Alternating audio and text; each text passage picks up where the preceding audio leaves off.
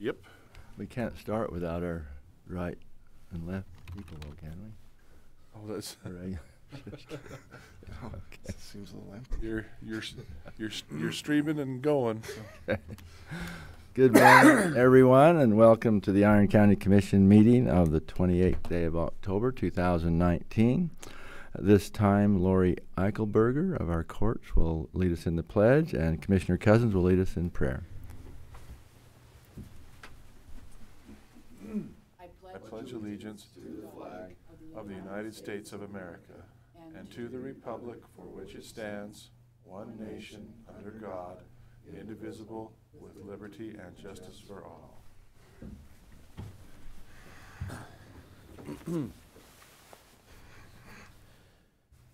Our Father in heaven, as we gather this morning for this county commission meeting here in Iron County, we wish to express our gratitude unto thee, Father, for the many wonderful blessings we enjoy and the favorable circumstances we find ourselves in at this time. We are mindful of our county residents and pray a blessing upon them and in their lives, especially those who are struggling. We especially pray for this individual who's lost and pray that she may be found. And we are also at this time mindful of the Adams family and with their loss, and pray that that would comfort and be with them. We are so very thankful to live in a beautiful place and to have the freedoms that we enjoy in this country. We pray a blessing upon our meeting this day, that we may have thy Spirit to guide and direct our actions. We're grateful for the public that is here and grateful for the opportunity to govern ourselves in such a fashion. We acknowledge thy hand in our lives. We ask that we would bless us with the moisture that we need, that we'll have good snowpacks in the mountains this winter and have the moistures to sustain life and crops in our valleys. We love thee and express our gratitude unto thee once again, and do so humbly in the name of Jesus Christ. Amen. Amen. Thank you both so much. I guess I'm completely out of it. I didn't hear about the person that was lost and Yeah, Stratton, she's been lost for 2 days. She's 71, she's got dementia, and her husband, they live out by Three Peaks, and she left about 2 o'clock, and they just can't find her. Oh my. They've been searching with helicopters, and it's horrible. I can't imagine what he's going through. I think it was, what, Mike, has it been 2 days now? Almost? I think it was third. Is it Thursday? that she disappeared, and so they searched for it. Just Wow. Weather's not getting any warmer either. Nope. Oh boy. Cold last night. Bad. And what Adams families? well, just the Oh, yes, thank you. That was a few days ago, so yeah. that's been a while. Thank you for remembering the Adams. Thank you so much. Okay. Special welcome to all you that are out there watching on YouTube. We sometimes forget you're there, and anyway, we appreciate all the people that listen in to each of our meetings. Okay, at this time we'll let's see. Do you have any minutes, John? No, we had that issue with that ordinance. Remember, Reed was, so we didn't. I didn't. Anyway, I didn't print them. So. Okay, no problem. We'll get them next time. We'll start with department reports. At this time, we'll have Lori Eichelberger from the courts come forward. Good morning, Lori. Good morning. I think we'll be pretty short and sweet this morning. The last 3 months have been a whirlwind for the court. We've had one of our clerks out on maternity leave, and we had another one resign, go back into the graphic arts field. So we've all been hankering down and working pretty hard. So starting with the budget, that's the first sheet I printed for you. Everything looks in line. The only thing, we did have a little bit of overtime that we've paid out. Obviously, well, maybe not obviously, so let me explain. We have been working with a little bit of comp time, but I had one individual that had maxed out their comp, and so you've got a little bit of overtime there that you see, and I don't think that should be an issue when you consider that we've been down 2 staff members. So I think we'll have a net, loss rather than overtime or over budget. Staffing, we, as of effective today, we should have been back to completely full staffed, except that we've had a couple of people that had some medical issues come up. So I appreciate you letting me step in here and go before the others so I can get back to the office. Currently, we are, when we say full staff, that means that we're 6 full-time clerks, a full-time clerk supervisor, myself as the administrator, and then obviously we still have Judge Miller as our presiding judge and Judge Dunlap as our part-time judge. And just a heads up, we could potentially have some movement, but I can maybe sidebar with you, Paul, afterward. But we might. We did leave a couple people on the roster when we hired our most recent person. So hopefully, if we do have any movement, we'll be able to go to that roster without going through the whole process again. That would certainly be nice. I want to jump to the 2 reports that I gave you, and these are the Justice Court monthly reports that show our caseload. So 2018 and 2019, I just did a little bit of a comparison for you. And as we've discussed, those safety shifts that UHP are doing, I think still probably driving the increase in caseload. So moving violations for 2019 were up by about 1,400 plus.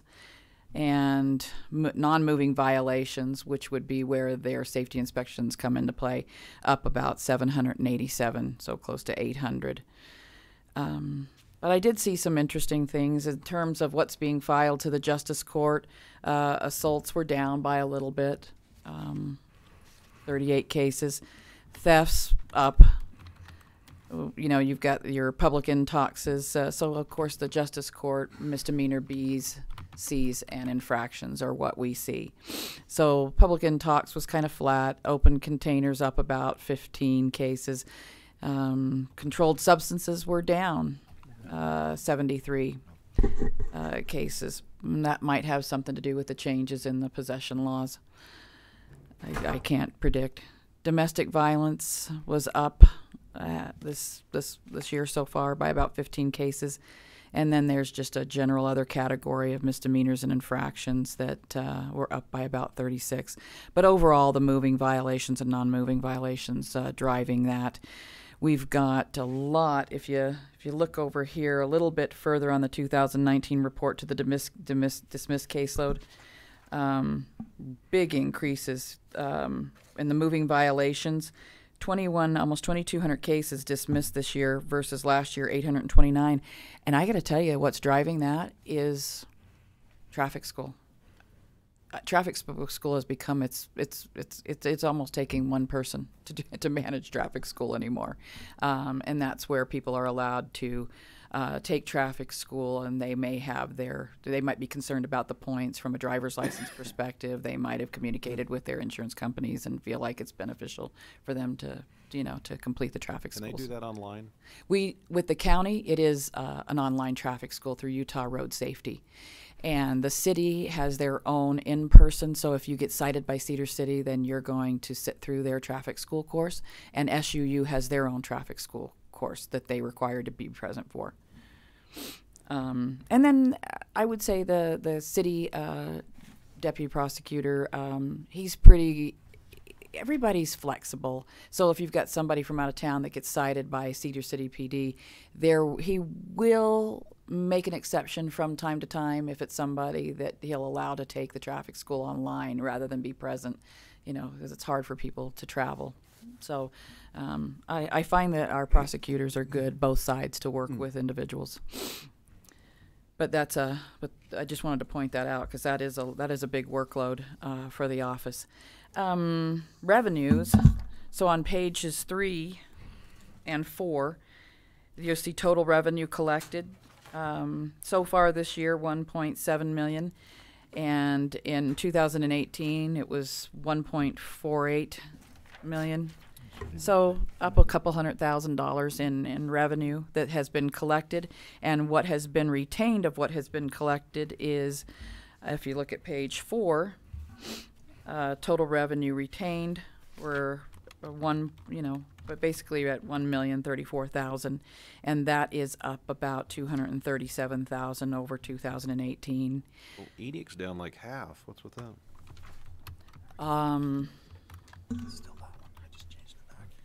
Right? Yeah, 4,300 this year, 8,000 last year. No space here. and that, you know, that I guess the law enforcement would have to speak to, because we just process what's been given. It would be interesting if we broke out, you know, what they're citing. Maybe it's more serious offenses. Maybe their focus is on something more serious. So to recap, the court's busier than we've been in the last 5 years. If I were to take and I could do this if you were ever interested, take 2015 and graph it, I think you would see that we've started to incline, but 15 was a big drop. 2014 and prior, it was dynamically different, the number of citations that were being written and processed. As a matter of fact, our auditor, Dan Jessam, was looking at it with me recently. Not that any of us are looking to, please don't misunderstand me. When we talk about revenues, this is just a fact. It's not that everybody's trying to drive revenue through the justice court. And it's just something that just is. It's not predictable. Has to be reported. That's important. Yeah. So we're busy.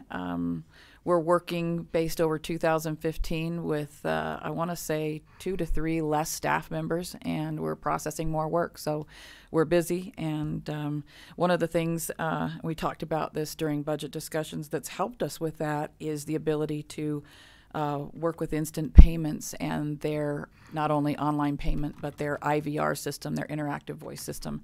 So they're, we will help people with payments in the office, but most of the web payments now are being processed through instant payments and their interactive voice system.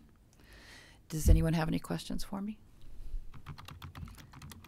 You never have questions for me. I'm not complaining. I feel like we talk enough outside of this arena. That Thank you. I appreciate it.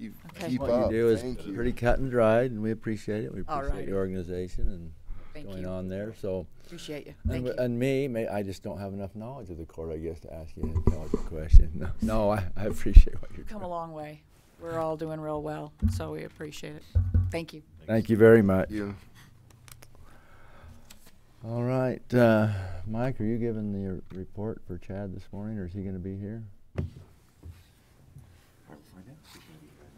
Okay, all right. Well, while he's finding that out, we'll go ahead and go to IT. I hope Stephanie's going to be here from the CJC. Well, but I'll find out. I don't know. okay, if you'll check on her. Anyway, good morning, Jared. Good morning. Been here. You're good. You're really good, but my computer's still not working. So anyway. Okay, once we're done here, I'll come right back up there. Now, what is it? Idiot operator. I.O. error. IO Air. ID 10T. Well, computers are like people. Monday morning, they don't typically like it, right? So Anyway, glad to have you here. I emailed this to John just this morning, so I apologize for the late notice on all this stuff. But there's the budget report for the IT. Everything's looking pretty good. There's a few line items that are kind of getting tight, but as far as the overall budget's concerned, we'll be fine, and we'll come under budget unless we have a huge emergency between now and the end of the year. So pretty pleased with all that there. And I don't know if you guys have any questions about it. I mean, it's kind of straightforward, but do you have that other one up? That other one, John? Sorry, I should have put them all on the same You're good. for you, make it easier. So That works. just kind of information on this stuff is the 2019 so far this year we're averaging 281 work orders completed per month. So which is actually down a little bit from last year. So I was trying to think about it because it seems like they're just flying in, and I don't really have a good reason for them being down, other than perhaps we've just less problems, I guess. That would be nice. Huh? Yeah. So how far down? I think last year we were right around the 320 mark, so we're about 40 Well, it's work not orders. not that big of a difference. And part of it could be too, like the time being spent too is something I'd like to to see, but I don't track it. You know, how many minutes per work order we're spending, just to get a better idea of how many work hours are being spent on each work order. But Well, it's good that, and not knowing that information, but it's good that it's leveled off some. I mean, we don't want to just keep going because we really haven't got any more employees, maybe one or two, and probably no more computers. So it'd be nice to have it level off. and to be honest, you know, looking at it that way too, we've been able to do more projects this year. Yeah. So to have it level off has been nice that way. So some of the last ones we've done right there, I've got a few listed. We're currently working on MCAD, doing an implementation there with them. That's for the fire and sheriff and search and rescue, things like that. They'll benefit from it. It's mostly for the fire department. So ExecuTime. So did you have a question? You look like you were. I do, but I'll ask it in a minute. Good. I don't want to slow your roll. I'm good. I'm good. When You're I'm on a roll. I'll keep going. I do have a question, but it's I'll hold it for a minute. Okay. So the ExecuTime is our new time entry stuff. The courthouse is currently on it. We've implemented. The courthouse is running pretty well on it. We're going to start this week and do training over at the Justice Center. So we'll bring all the departments that are inside that building onto it.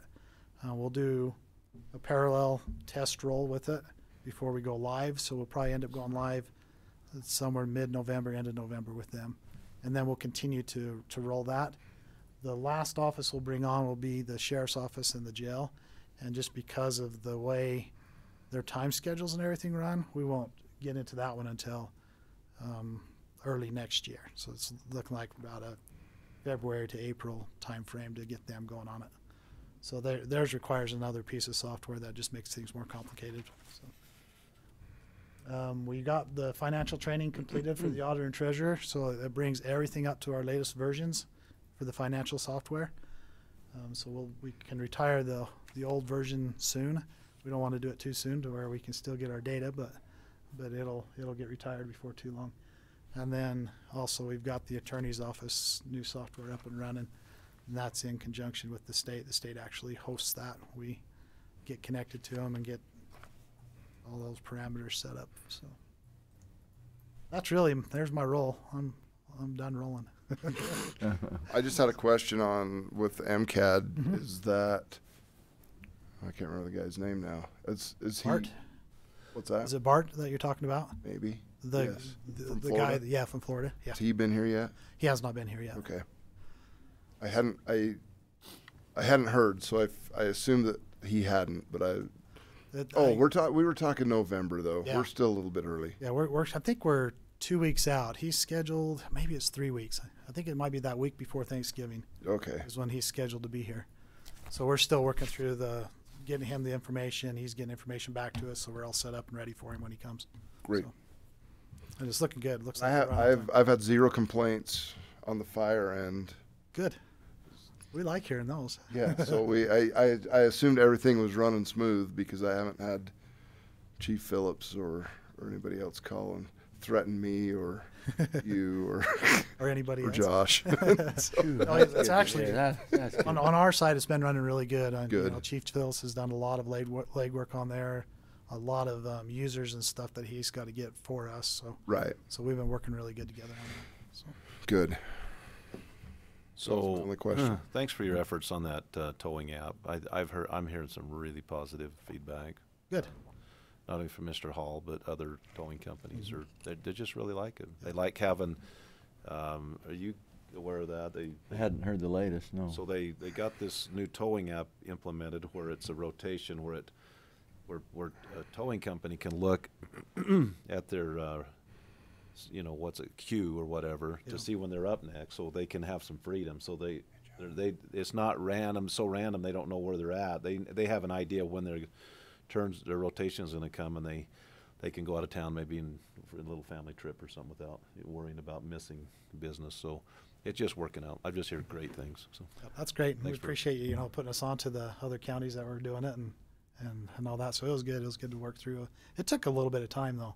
There's a little bit of a miscommunication maybe is the best thing back and forth as we tried to implement it, but I hadn't heard anything about it after we got it going. So I've heard great things. So usually no news is good news in my world Yeah. though. We'll just keep running along. We like that. So. Well, that's really good to here, because not to bring up bad past, but there was a lot of controversy for many years, and I hadn't heard anything. But anyway, this is even better, and so that's awesome. It's really been good. Cool. Everybody Good to hear. feels like it's fair. It sounds Nobody like. can really claim it's not fair anymore because No. it's just the computer divvies it up evenly, and so. Yeah, and they see it constantly now, so they see that rotation coming through, and yeah. Excellent. I was in dispatch the other day. They were kind of showing me how that worked, and it was it's working good. Good. Yeah, it has cut the complaints down to dispatch. They're happy with it. That's good to hear too. So Good, good. Cool. That's all I had. If you guys have more questions for me, happy to answer them. But Thanks so much, Jared. Oh, Hey. Appreciate the good report. All right. Appreciate you keeping us running. Yep. And let's see, we'll see here if I'm yep, I'm gonna swing around up there. We'll see if we can. running. See, it's not changing back now. Mike, did you find out about Chad? I did find out about Chad. It escaped both of our attention that he was on the agenda today, so I've been texting with him a little bit. He's in Law in Motion right now. Law in Motion, I don't know if you know what that means, but 3 or 4 Mondays a month and every Tuesday we have Law in Motion, which means cases are on the calendar before the court and we have to go and just deal with stuff. So when I'm here, I have to have someone cover for me, and that's what he's doing right now. Jared mentioned e-prosecutor. That was brought in for our office to use. Most of the counties, I believe, are going to be using that in their county attorney's office. There are some other offices that have gone through a different company. E-prosecutor is, I think, administered by the Utah Prosecution Council. This point is where I had started. They were running the system that we were using for a long time. It's a case management software, helps us track our cases,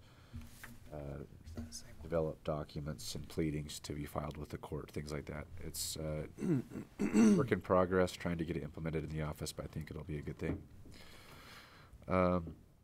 Just a couple of cases to talk about. The Brian Head case regarding the fire, that's coming up for trial, I think the end of this year. Maybe it's the beginning of next year. That's Chad Dotson and Shane Clank are going to be prosecuting that. You may remember that venue was changed to Utah County, and that's going to be because of that, it's going to be even more difficult to prosecute. We're going to have witnesses. We're going to have to pay for witnesses to be housed up there while we go through that trial. It's going to be kind of a mess, but it's going to be a long trial, and it'll be a difficult one to prosecute, but they're getting ready for that. We just wrapped up the sentencing on the Mark Mayer case. That was a murder case from 2016. He was sentenced, I believe it was last week. Tuesday. It was in the paper, yeah. One of the papers said the prosecutor was Gary Evans. That was incorrect. But anyway. You're related to the Evanses. I am. But I'm not an Evans, right? That's right. By name. Next, the opioid litigation is kind of stalled out, waiting for a decision from the Utah Supreme Court, and based upon how the court rules, that will determine how it's going to proceed. And Chad has a child abuse homicide case coming up in February, and another one that has not been set. Those are some of the bigger cases that we have coming set up for trial in the near future. So that was my report that I put together in about 5 minutes. So, do you have any? Good job. I don't know where we are on the budget. Good That's not job. something I- Unfortunately, crime is alive and well in Iron County, but we appreciate the law enforcement at all aspects of law enforcement taking care of us and keeping the peace. Yep. And thank you for being a Minuteman. Any questions of Mike? No, I would like to say, though, in regards to the Mark Mayer case, Mike and the rest of the county attorney's office did such a great job bringing that case to a resolution. I mean, that was really 3 years worth of work, but really it turned into a sprint the last 6 weeks or a month. You know, the case was thought to have been settled, and it wasn't really on everybody's radar. And all of a sudden, it wasn't settled, and we were preparing for a jury trial over the Labor Day. It was actually scheduled over the Labor Day weekend, and everybody involved really sprinted to prepare for that. And then, fortunately, the case resolved at the end. I think with and we were able to get a sentence. Ultimately, he pled guilty to 1 count of murder and 1 count of attempted aggravated murder. Each of those carries a 15 to life penalty. Thank you. In the sentencing, the mother of the victim gave a really compelling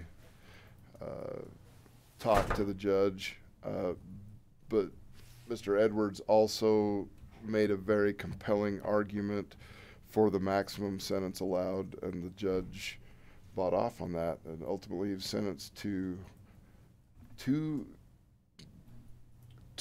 15 to life sentences to run consecutively. So basically a 30 to life, which is as good as we could expect out of that case. But I think it was really, kudos to the county attorney's office for all of the work that kind of forced the hand, and that really compelled the judge to make that decision, which I think was the right decision. So they don't toot their horns very much. They did great. Thank you. That's much appreciated. Stephanie is on the way to a funeral in Idaho Oh, okay. here shortly, so she. Okay. Commissioners, do you have anything? I have a few things. Okay, please. We talked in our budget meetings about the Burrell Community Center, and I made a couple trips out there. I made an initial trip out there just to see for myself what needs to be done, and then I took a contractor out there with me to see about, there's some ceiling tiles in that main hall that need to be replaced. We looked at maybe doing the whole ceiling, but it's just too expensive, so he's going to repair those. And then I'm getting some bids on just painting that whole thing. There's a little bit of plumbing repairs. I've got a plumber lined up to go out next week to do some repairs on that.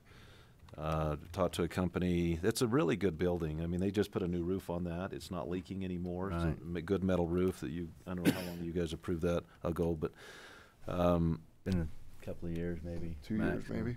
there's some exterior doors that need to be replaced. But I think with some minimal costs, we can have that building up really good shape. And so working on that.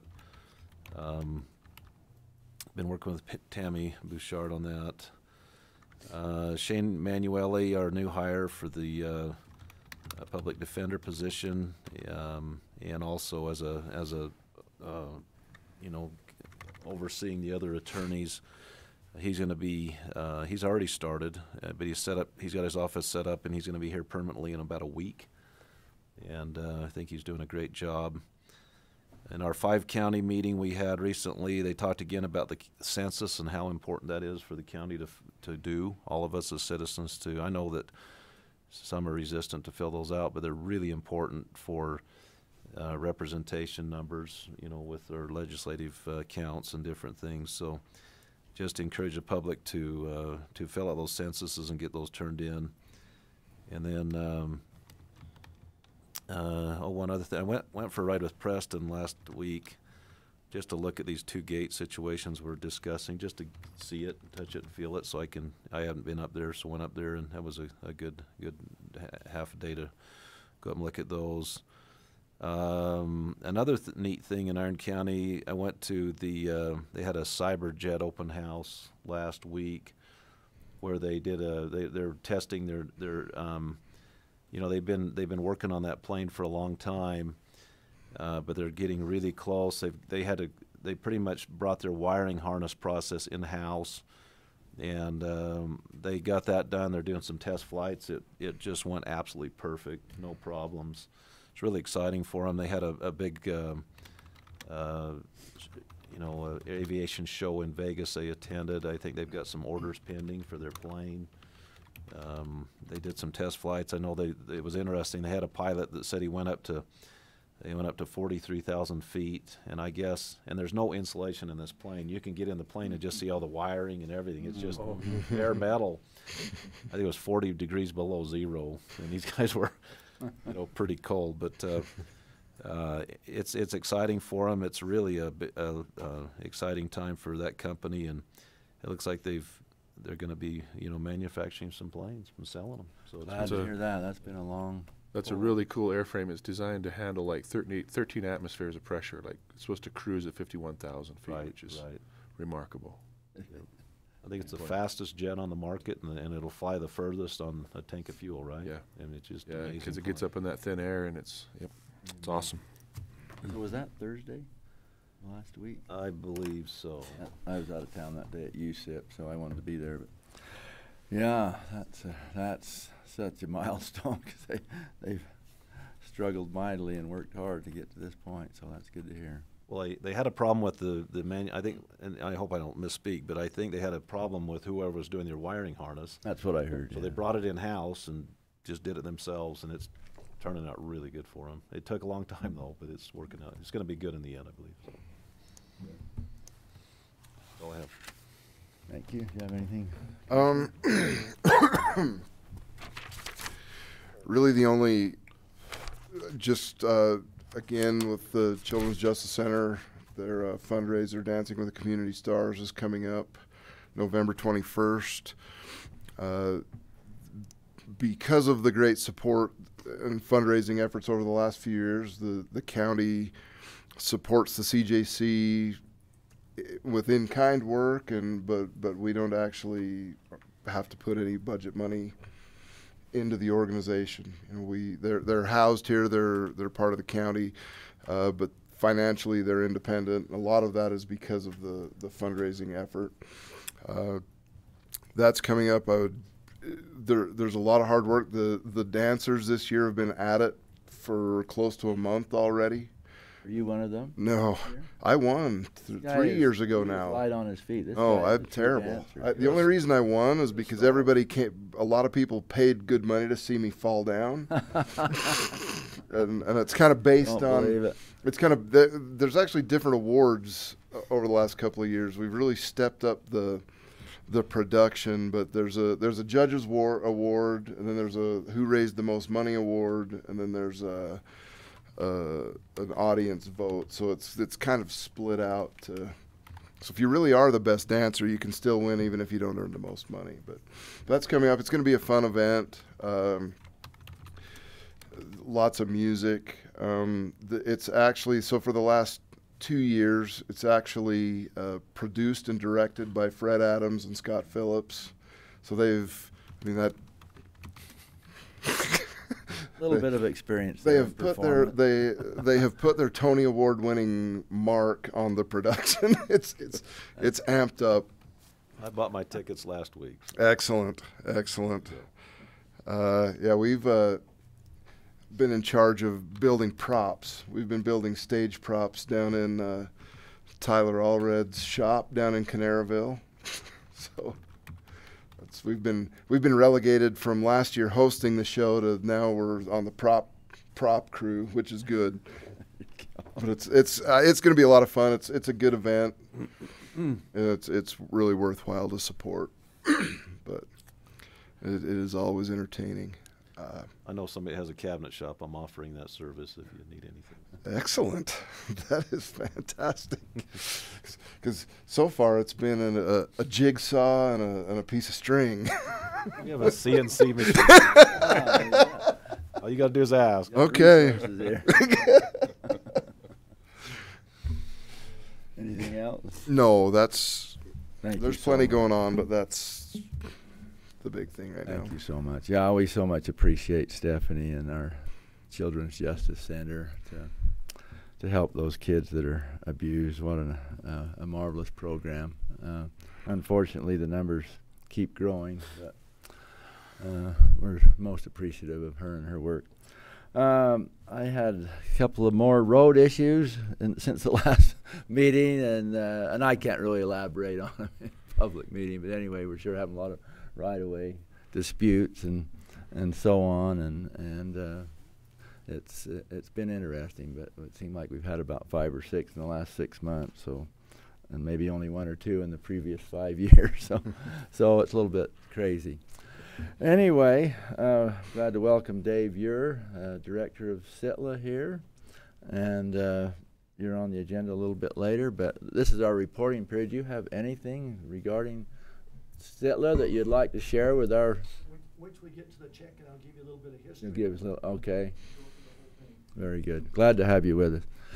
I was missing the role I played as county councilman up in Summit County until you got to the Children's Justice Center.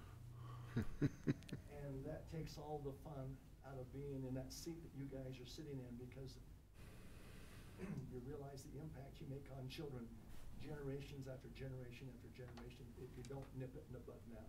Yeah. Yes. Yeah, thank you. We have a wonderful director and staff, Stephanie Furnival, and she's also, well, we've had some neighboring, small population counties of Beaver and Kane. She had and Garfield that she's helping to get CJCs established there. So, because those cases have just gone through the old channels without having that wonderful place for those young people to come, and a safe place for them to come. So anyway, well, we're going to have a long break because we cannot start into our public appointments till 10 a.m., but we will take a break at this time and be back right at straight up 10 o'clock to begin with our public appointments. Thank you.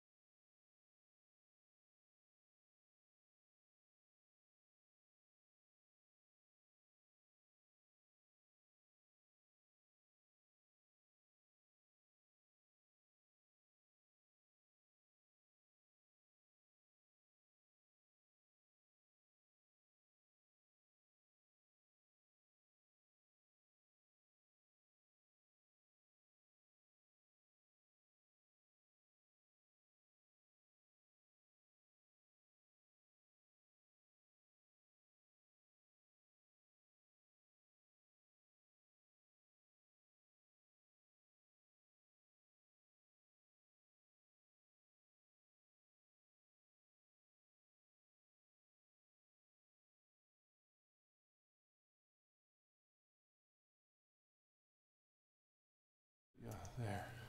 Okay, good. We were good. Okay. Once again, any comments from the public? Please come forward if there is. Okay, seeing none, we'll go on to item 2. And as I said, we'll come back to item 1 as soon as Reed Erickson arrives, which I think will be soon. If you would. There he is. Okay. Okay, we will go to item 1. Ordinance 2019-1, creation of 5900 North Road Improvement Project Assessment Area located within south one half of Section 4, Township 35 South, Range 11 West, Salt Lake Basin Meridian.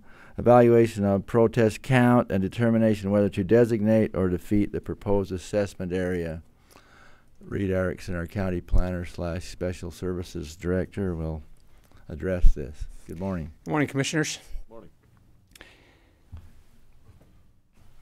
Not sure where to start with this. We have, as you're aware, been working on this assessment area for some time now, and we had an early application and then went back and redid that because we didn't have the signatures on the first application that we needed, and so we started through the process again.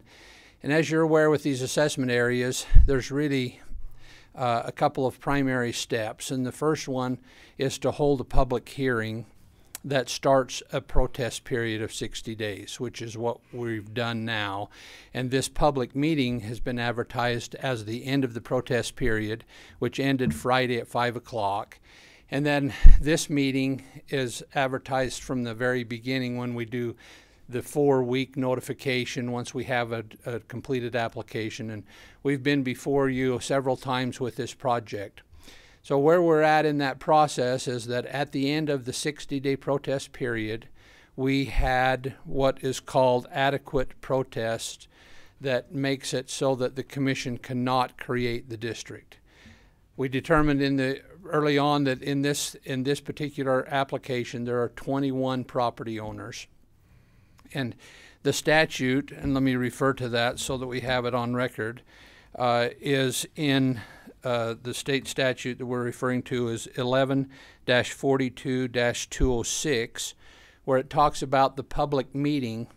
And in the public meeting it says, if adequate protests are filed, the governing body at the public meeting may not adopt a resolution or ordinance designating the assessment area.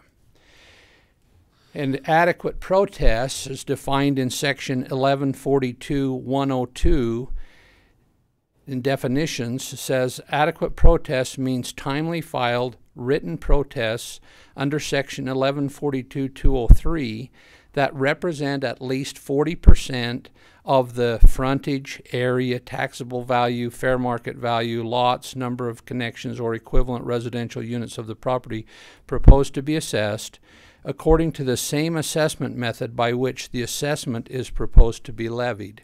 So we used that everybody would be equal. It would be the number of lots, regardless of size, frontage, value, any of those things. So the way that the proposal was to assess the properties was based on the lots, the number of lots. Then we determined because of 21 lots, it would take 9 protest letters to be at least 40%, representing at least the 40%.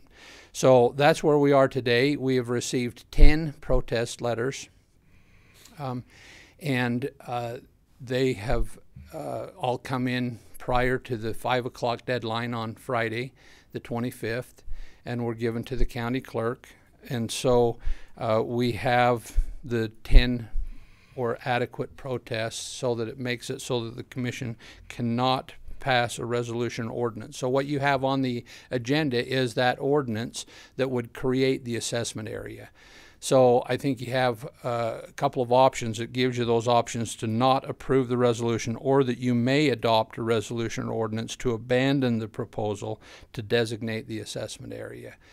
And so as I visited briefly with Mike about that, determined that if you did not pass this ordinance and mentioned that because of the adequate protests, that would be sufficient to indicate that you have abandoned the proposal to designate an assessment area. Now, I think it's important to note, too, that there's been a lot of discussion related to what type of improvement that this road would have or should have. And this proposal, as it was presented originally and as it went through the process, was for a chip seal road. The estimates upon which the engineers' estimates were based and the assessments were based were all off of that standard. There's been some confusion as to what a gravel road or how we could do that instead of a chip seal and everything, but we were always going off of the fact that the application requested and was submitted with the original signatures to start the process. The request was, and the estimate was based off of the chip seal road. So that's the way that this process has moved forward. And so by denying this ordinance or not approving this ordinance today would be that you would abandon the proposal to move forward with the assessment area as proposed, which was for a chip seal standard.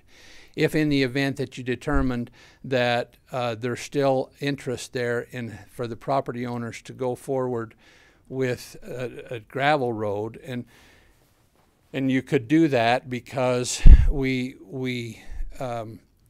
this was a questionable area, part of the assessment area, and it's unclear in the resolution.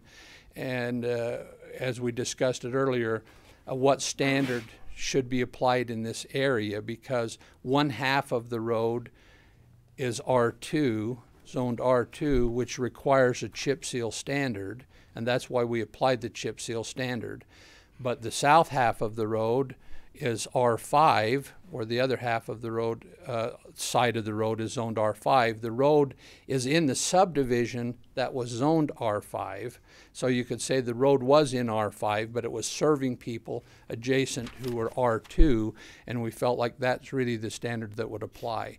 But the commission could have the discretion in this case to determine whether a chip seal road was necessary or whether you wanted to allow for a gravel road. And that's been a lot of the discussion in relation to this project, is what really is adequate and what we should do there. So I just wanted to make it clear that this proposal was for the chip seal. That's what the application was for. That's what the majority of the people, when they submitted the application, was proposing, was the chip seal standard. What was the cost to each property owner for chip versus gravel? For the total cost of the improvement, I have that right here. That's simpler than because I haven't determined the cost per. Well, I can get that for you.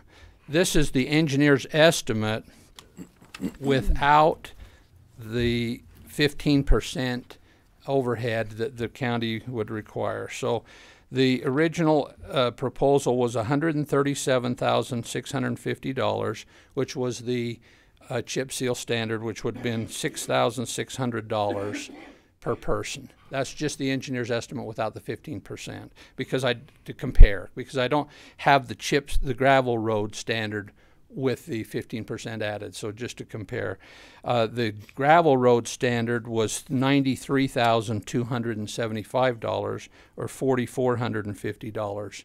So there was a difference there of $44,375. And I think there was some confusion at one of the previous meetings when we were talking about the cost of the chip seal standard, that it was assumed that the cost of the gravel road was $44,000 rather than that was the difference between the gravel road and the chip seal road.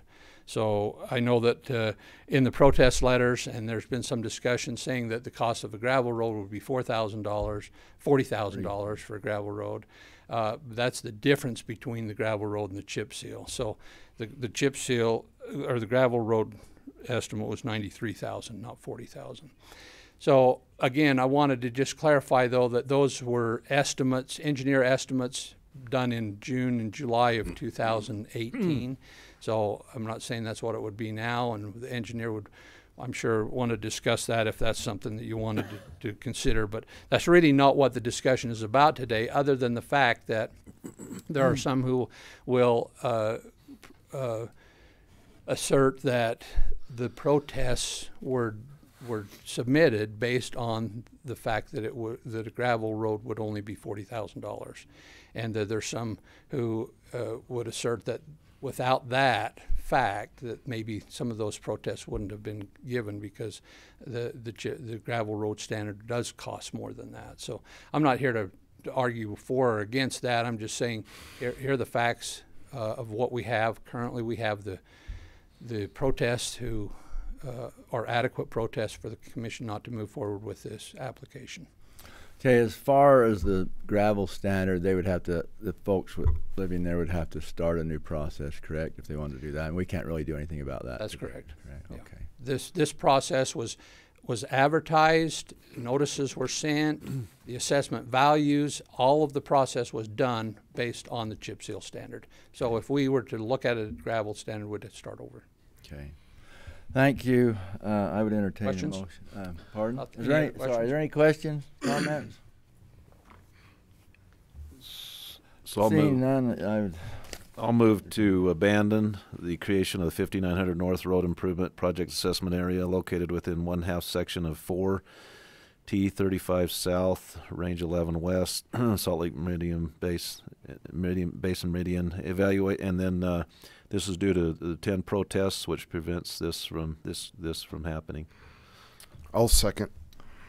it's been moved and seconded that we abandon ordinance 2019-9, creation of 5900 North Road Improvement as elaborated in the motion. All in favor? Aye. Aye. Motion carries. Thank you. Okay, we will go on to item 3 now. We have Dave. We're happy to have Dave Ure, the director of SITLA, Utah School and Institutional Trust Lands Administration, presenting a check for SITLA payment in lieu of taxes. And we're especially happy to have anybody come that presents a check. We just love it. Anyway. Let me, Commissioners, thank you, and thank you for allowing me to steal some of your time. I hope it'll make it worth I'll make it worth your time. We'll give it. You don't have to steal it. You're welcome to it. You, a couple of months ago, received in your coffers a wire for $112,000, whatever else it is, 506 or 9. I can't read upside down. I didn't realize this until about 4 or 5 months ago that this was actually going into you. This is called state PILT. And it comes off the mineral lease money that the state of Utah receives from the state of Utah, and it's to try and keep counties whole. For the fact is that we own the property of which you are not taxing. You cannot tax us on it. It's tax-free. But it's like the federal lands that you receive federal PILT off from.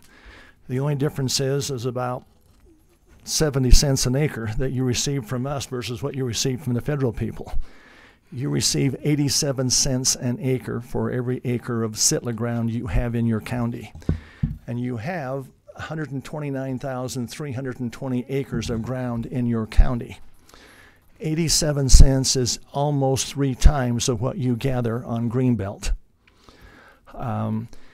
Now I have to clarify this, that this is the state average of Greenbelt, because there's probably some Greenbelt in your area in your county that might be at the 30 or the 40 cents because you grow alfalfa hay on it or potatoes or whatever it might be.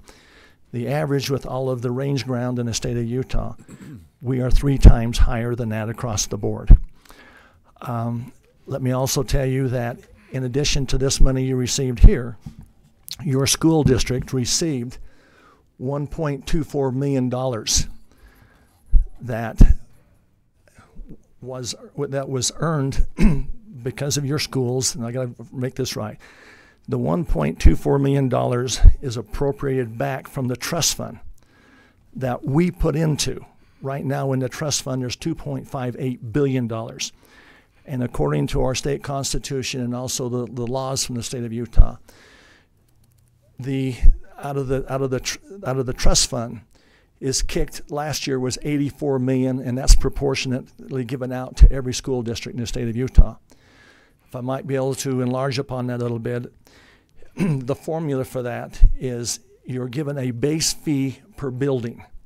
So in other words, if you have 5 elementary schools, I don't know what you have, if you have 5 elementary school buildings, there's a base fee that goes to that building, and then there's a per capita fee given per every student in that building. So every building will receive a different amount. And that money is spent with a council called a community council group. which is made up of the principal, 2 teachers, and at least three parents. And they determine what is in the best education process for that specific building. It might be textbooks this year, it might be computers, it might be instruments for the science laboratory, it might be whatever else. But that money is dedicated specifically for that building, and that building spends it according to the needs of that building.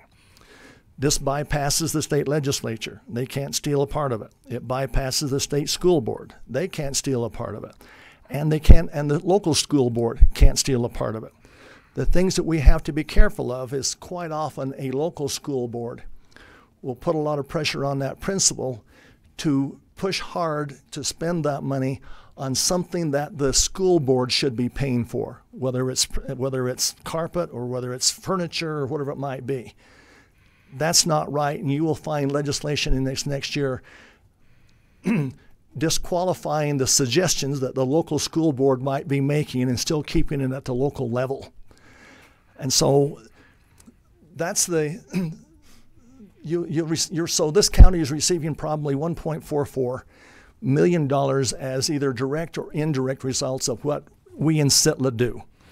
We have grown the trust from $50 million in 1994 to the $2.54 billion we have right now. I was just noticing on your wall that Iron County was established in 1851. The enabling clause of which we get our authority off from was not written until 1894. And then 100 years later, it wasn't because we planned it very well, in 1994 that SITLA was established under the same grounds of which we are today. What I'd like to do is show you a 3-minute video of which Lieutenant Governor Spencer Cox is narrating it, and then give you probably another 3-minute PowerPoint, open up to questions, and then present you with this symbolic check. This puppy will bounce if you drop it. The money you got into your funds will not bounce. It's already there. So if you could play that video.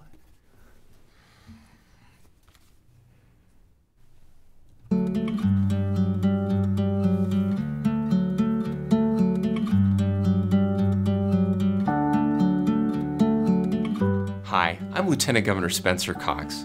Unfortunately, very few people understand Utah's trust lands. They don't understand where they came from, why we have them, and why they're so important to our school children here in the state of Utah. The purpose of this video is to give you more information about why Utah's trust lands are so critical to the future of the state of Utah and our school children.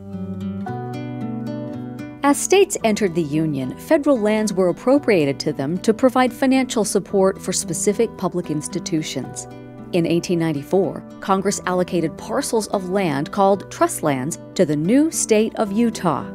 Most trust land parcels were allocated by apportioning the state into townships, each 6 by 6 miles, and dividing each township into 36 1-square-mile sections. Utah was given sections 2, 16, 32, and 36 in each township, resulting in scattered land ownership throughout the state.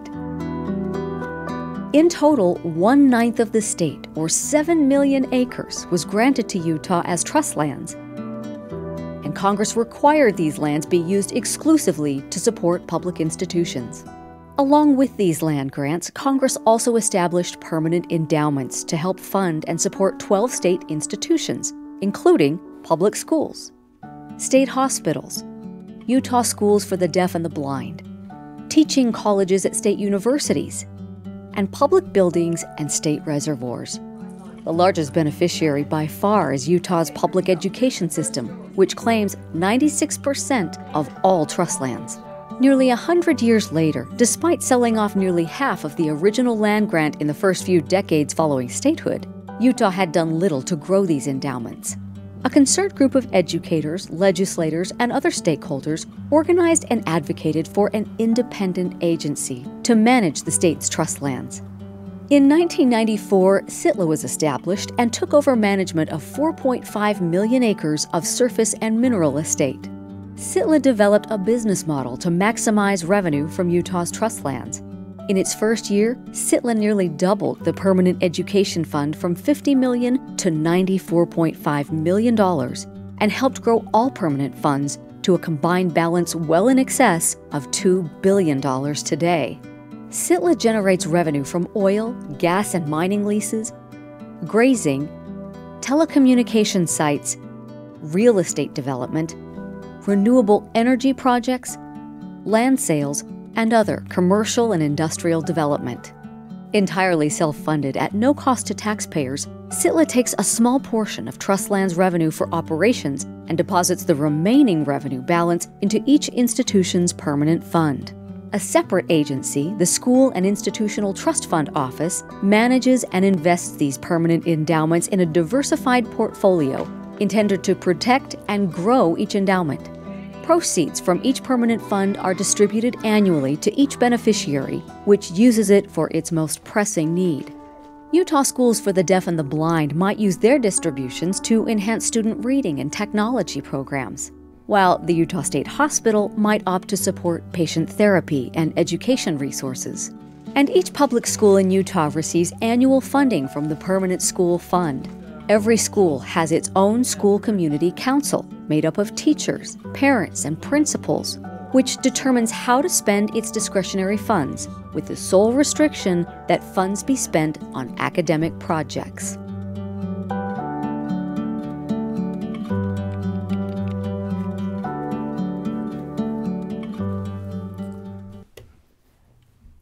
John, could you also go to the PowerPoint right above it? Thank you. As you can tell by on the board, we're on our 25th anniversary from when this was first established 25 years ago.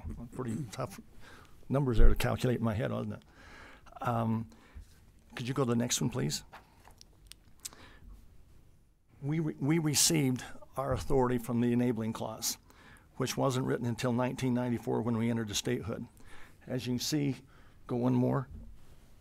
Okay, as you can see, those are the beneficiaries there, of which there's 12 of them, but 94% of all of the assets that we own are owned by the public schools, by our kids. But it's amazing how much good we really do with the university in Utah State and the School of Mines and how much we appropriate back to them. In this next year, we just found out here about 3 weeks ago that there will be appropriated $94 million, of which $89 million will go to the school kids, and the other $6 million will be distributed proportionally to whatever percent they own. Every piece of ground that we own, all 3.4 million surface and the other 1 point additional subsurface, is owned and has a name on it by those beneficiaries.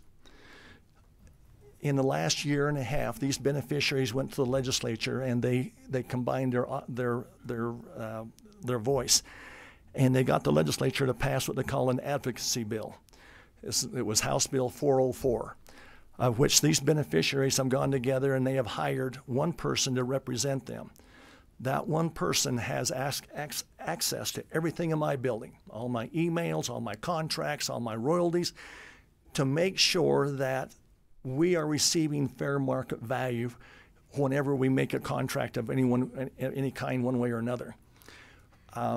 Prior to mine coming into this office, there were some good old boys deals made, of which the director was sued.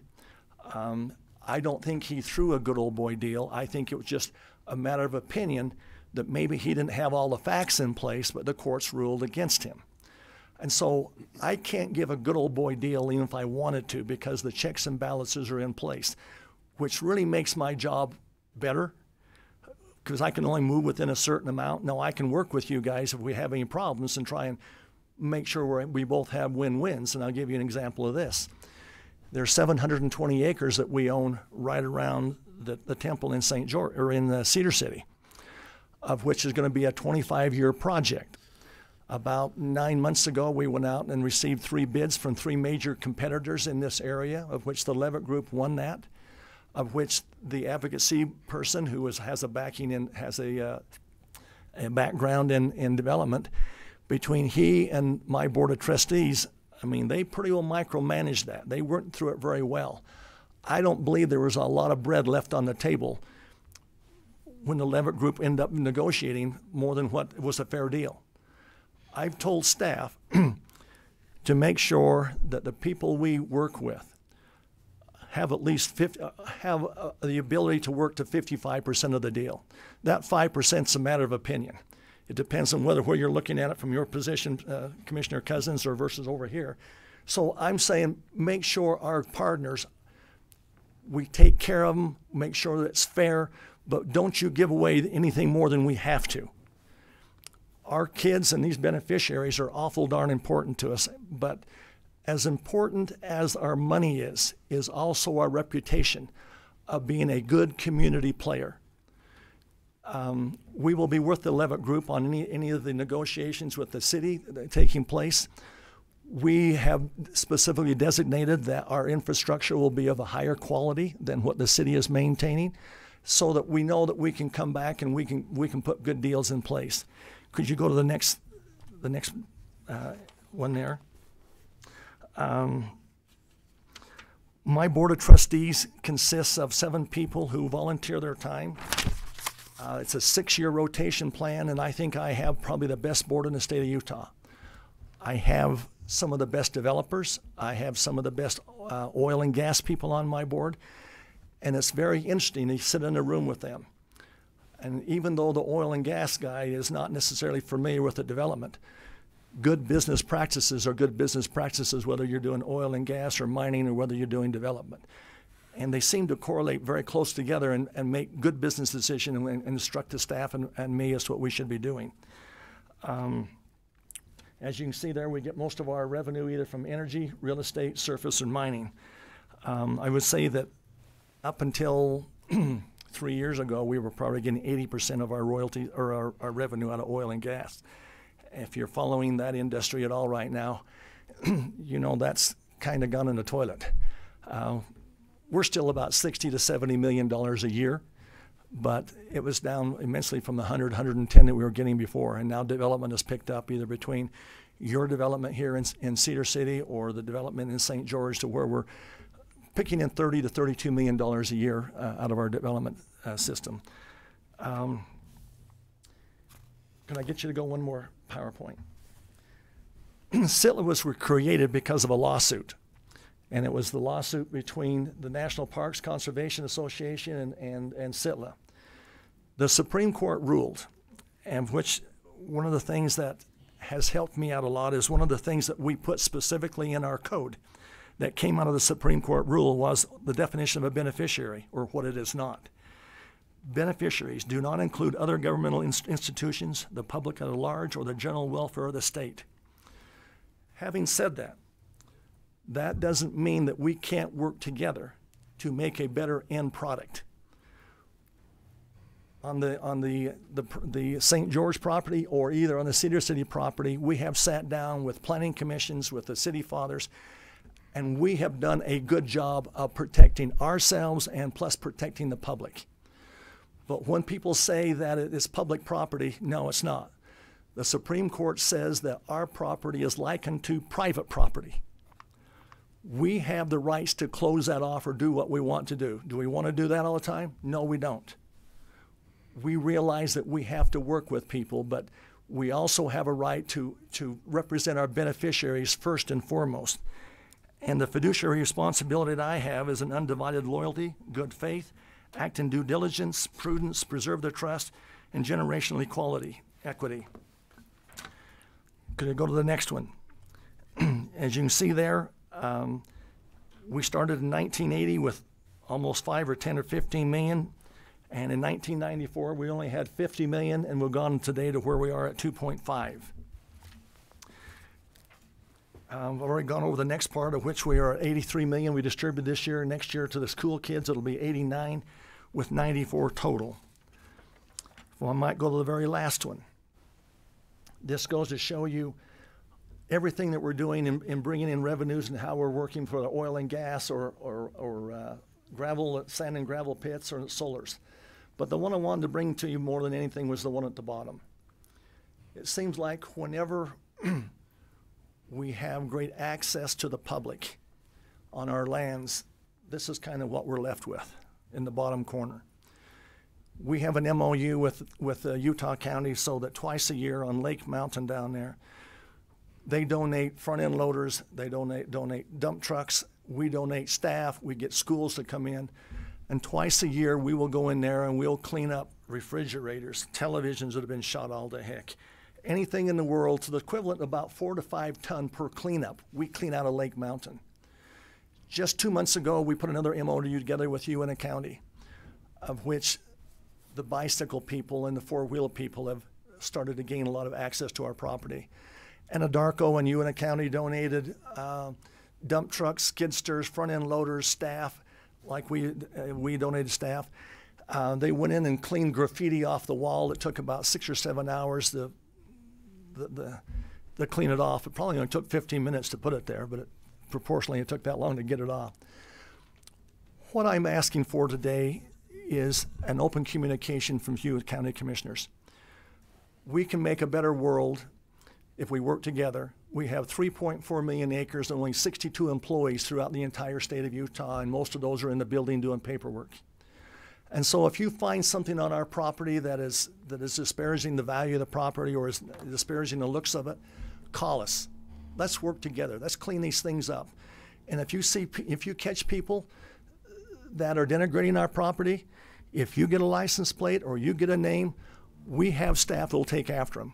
Right now, we have three files open before us, of which our enforcement officers going after these people. I don't care whether it's our property or public property, it's wrong. And if we can work together in doing those types of things and enforcing and keeping the property pristine, more power to us. And so that's all I have to say today, but thank you very much for your time. And hopefully we can put together partnerships down the road. And you guys know my number. If something happens that you're not happy with, I would appreciate the respect to call me first, other than calling a legislator or somebody else. We can work things out. One of the first things I said when I became director 4 years ago is I'm going to eliminate any lawsuits coming against us. So far I have done that. Now there's lawsuits already in place that I inherited, as which I referred to you, Commissioner Cousins. But we are sitting down and working these things out. As I said Saturday, which I got in trouble for, if it were my goal, would be to put every attorney in the state of Utah out of business because they can't go to court because we've already negotiated it all out. That's in the best interest of everybody, in my opinion. It doesn't mean attorneys can't still be there, but I don't want to go to court. I want to sit down and work out our differences, and communication is the only way we can do that. If you have any questions, I would love to answer them, or I'll just get out of your hair. Thank you so much for your presentation. That's wonderful, and I learned a few more things that I didn't know, though I've been acquainted with SITLA for many years. But you mentioned earlier before the meeting about solar. You know, and here in Iron County, I think we have more solar than any county in the state. Is that correct, Reed? But every square inch of it is on private land because of the problem of regulation. Well, and then there's not infrastructure on BLM. Do you have areas where you are close enough to infrastructure that you may be able to do solar? We recently just put out had a contract with the University of Utah and a group called Energy Solutions, I think that's what they're called, of which they went through all of our 3.4 million acres and they came up with 13 sites that not only take in consideration the diagonal of the sun ray, but the proximity to a transmission line or to a substation. A lot of things that we're finding is that you might have the right slope of the ground and the right length of daylight, but if you've got to go 20 miles to a transmission line, it's not feasible. We will be getting into the solar business very rapidly and very, very fast over the next 2 or 3 years. We understand what these solar projects do to you as far as a tax base for you, and that's our idea. I mean, I don't know what it did for you, but I do know what it did for Beaver County. I think it was over $1 million that increased their tax base per year. Now, how it divided out between school, county, city, I don't know. But I do know, I would project this within the next 5 years that solar or renewables will probably be our third biggest revenue because we're getting into it, Commissioner. And staff has been told, don't let the dust on the shoes settle very hard because we're going to shake it off and go after some more. Great. So, okay, one other question. I noticed on the map that there's no SITLA sections within forest land. Is that true? Yes and and if no. So how did that come? But how did that come about? Well, let me kind of go around about answering that question. And the fact is that whenever we've had a monument, or you saw if you go back onto one of those PowerPoints that shows the whole thing, you saw big blocks of land where we have Parker Mountain, or we have the Book Cliffs. I mean, we have 59 blocks that are 5,000 acres or bigger. Most of those came through exchanges or in loose selections coming from the enabling clause. We used to have it there, but we have traded out of the Forest Service. Okay, right there. So it was all there. Okay. It was there. Some of these trades took place 50 years ago, and I have not had the ambition to go find out on all the history books in the office as to why we did some of these things. Like, I'm not totally sure why Parker Mountain was exchanged into. We are the Cinnamon Block up there at the top. We're doing some work on that right now. The Book Cliffs out there in Vernal.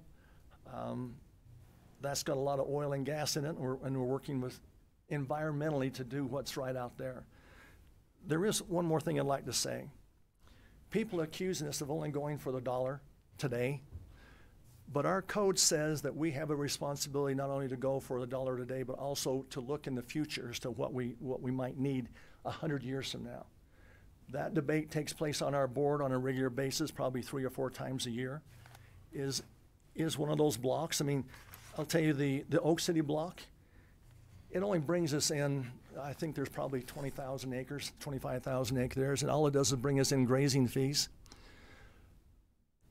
Is that a block that we think we ought to sell, or is that a block that might be used for open space in 50 years from now?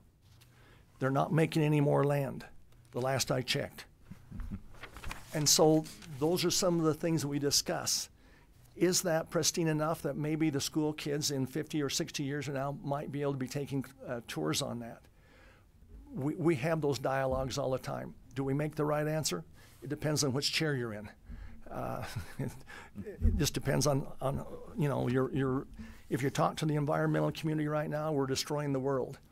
But if you talk to other people who are getting money off from us, they would really like the money today, because today we're short on money to educating our kids. So, but I throw these things out. Our board of trustees works on these very hard, and I don't know if there are right or wrong answers right now. I shouldn't show my bias of being a livestock man, but is there any preference given to somebody that's had a grazing permit for many, many years? And I will disclose I have just a very small one on. Then you're probably aware that your permit comes up for renewal every 15 years. Mm-hmm. And if it's a big block, you might have a worry, but if you're in a scattered section, I don't think you have a worry at all. And even on a big block, when it comes up for renewal, and even if someone does put a bid in there to renew that lease, the person who has the lease has the last say. They can come in and beat the bid by $1 and it's still theirs. So there is a priority. We've tried to write the rules to protect those who own them today, but they also have to come to the table at least with $1 if there is a bid. But most of the time there are not bids in place. Well, and I'm asking this for the whole livestock industry, but what about when there's something, a higher use comes in? Is that just, are they just out, or is the grazer just out, or? This is an argument that I've had with the Tinnick people. Not an argument, it's a discussion. Because they were recently just drafted into the Emery County bill under BLM. We virtually, even though BLM doesn't do it very often, we have the same rules as BLM. BLM will sell you out to a higher bid if they had solar come in there. The only thing is, people don't like working with a BLM because it takes 10 years to get something done, and we can do it in maybe 18 months or less. But our rules are still the same. We have to go to a higher use. That's what our mandate is. We are understanding that this can cripple other people. We do try and work to where they can move into another block if it's available. But Commissioner, you and I both know that those blocks are very, very few and far between being available. So being really open with you, yes, they are SOL on that type of situation. But the only way I can justify it is that I don't own any sitla blocks myself, but I do know that the grazing ground that I owned around Clear Lake up in the Millard County area has been very good for me for winter feed, with which I save the hay and would have had to feed in Camas. But the bottom line is we have to go to a higher and better use. I have thrown it towards the board. I've not had much of a reception yet of if we are totally displacing a grazer from the start, maybe we ought to think about trying to at least buy a portion of those bids or buy a certain dollar value back from you so you might be able to go somewhere else and do it. But the bottom line is today is that a higher and better use will force him out, just like your solar fields. Okay, thank you. Any other I questions, had a comment? question on your balance. It's remarkable growth. Do you have like actuaries that try to figure out how much you want to have in there, or do you just simply try to get as much as you can into your fund balance, or on your appropriations? Do you have like a plan for spend down, or what is your approach there? If you were, okay, first of all, any money that I bring in, it goes directly to that trust fund. You guys, or the population of the state of Utah 3 years ago, did a constitutional amendment to raise it. So I think it's 3.4% of the fund will go back to the schools, or a certain percentage of dividends or interest.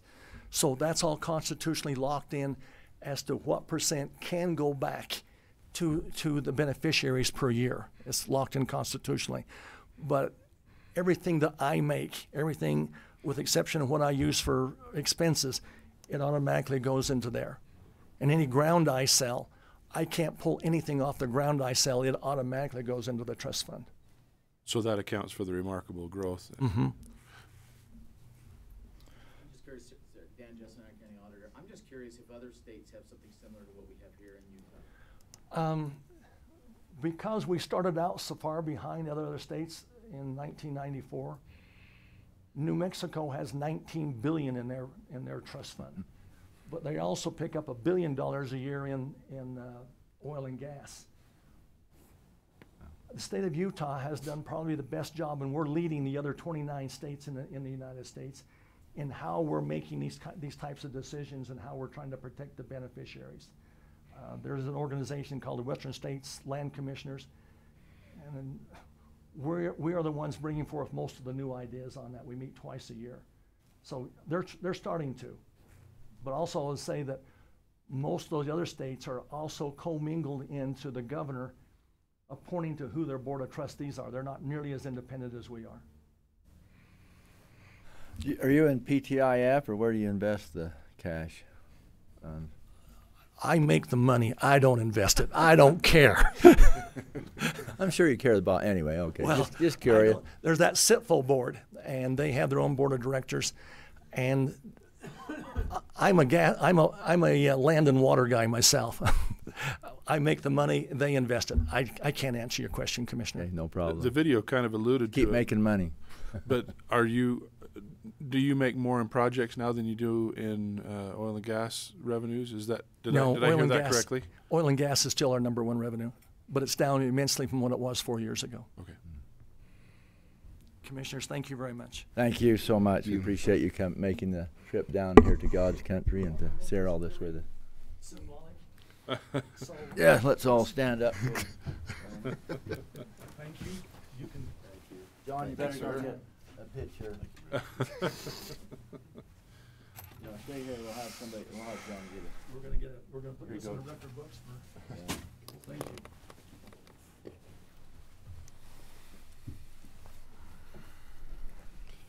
You sure it's wasted your time to wait for this photographer to come? Oh yeah. We're helping your cause and thanking you.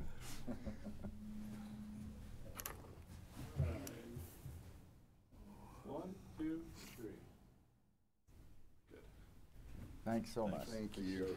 Have a good Halloween, Thanksgiving, and a better Christmas. All right. That's great. Thank you. Item number 4, discussion and approval of contractor and budget for the new Iron County Road building, presented by Lester Ross. Good morning, Lester.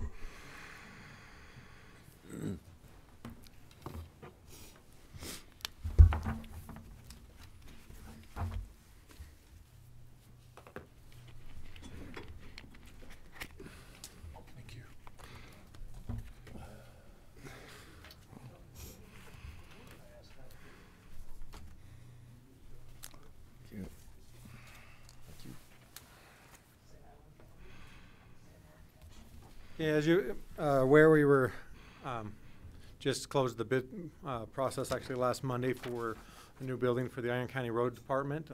Your last page there I gave you is actually the floor plan of that new building for your information. We had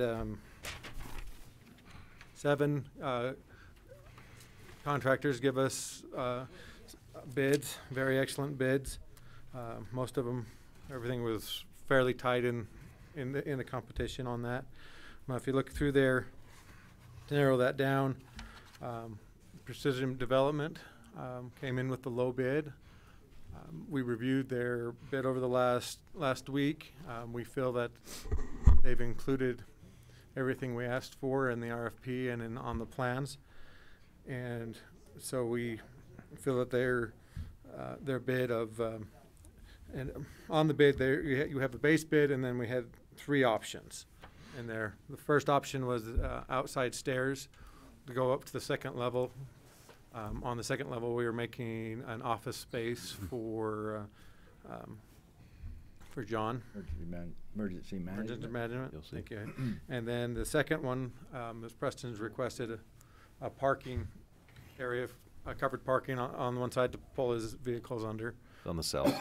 On the the south. John, we'll call you George instead of John. George. That's all right. I'm just glad that somebody younger than me does it.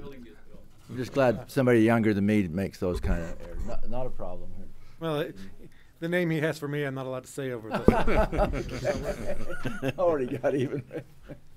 And then the third option was actually sealing the concrete in the shop area. But with all those options, Precision Development came in at $879,856 as the low bid. Our highest bid was actually just over 1.2 million on that. With most projects, we always ask for a contingency of 10% on this, which 10% on this project is $87,985. And so the building total would be $9,067, $841. We'll take the 9,000. 9,000. Sorry, you're good. Yeah. You're good. What's the number, Lester? $967,841. Thanks. The best part is I did this when I opened the bid too. Oh. And I just kept reversing numbers. All I know, you had a couple zeros under there because it becomes a lot of money. That's what's going to be. That's our projected cost for the building itself. On there, you noted I indicated some items that were not in that amount. One of which is we have to upgrade the transformer from Rocky Mountain Power, and also pay for the connection and service fee, which is not included in this amount. Which Commissioner Cousins has worked with them, and we are also working with them. We had a bunch of options, and we actually came with the best option, I feel, on that one. Then we have gas connection fee, and then we also have to put in an oil separator, which the road department will be doing the work, but there's still the cost of their manpower plus the cost of the tank itself. And then there will be some sewer fee. It's going to be fairly minimal enough. But.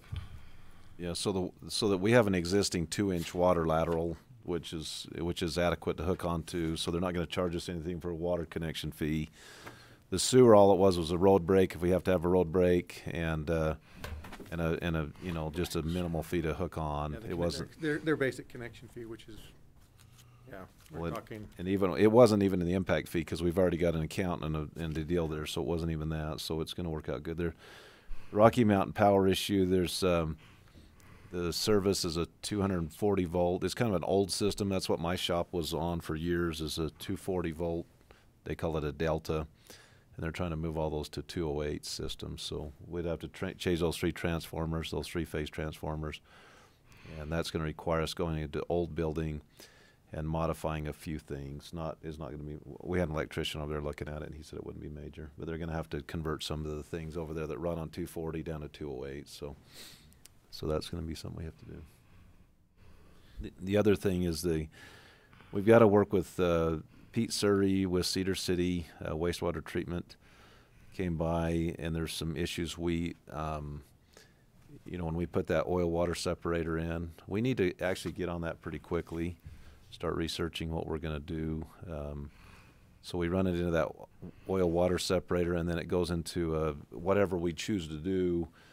Where we were looking at doing into our own detention basin, right, which helps us out because then they don't charge us. Right. We have our own detention basin or tank that we have to pump periodically and haul it out to our landfill. So, and we're going to end up having to tie our old shop drainage system into that same system.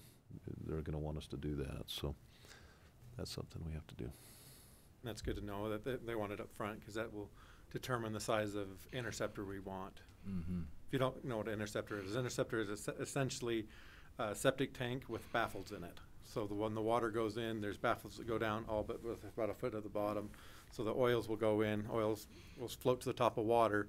The water will go down under the baffles and go out, but the oils stay in, and then you go in and you can pump the oils out and then dispose of them.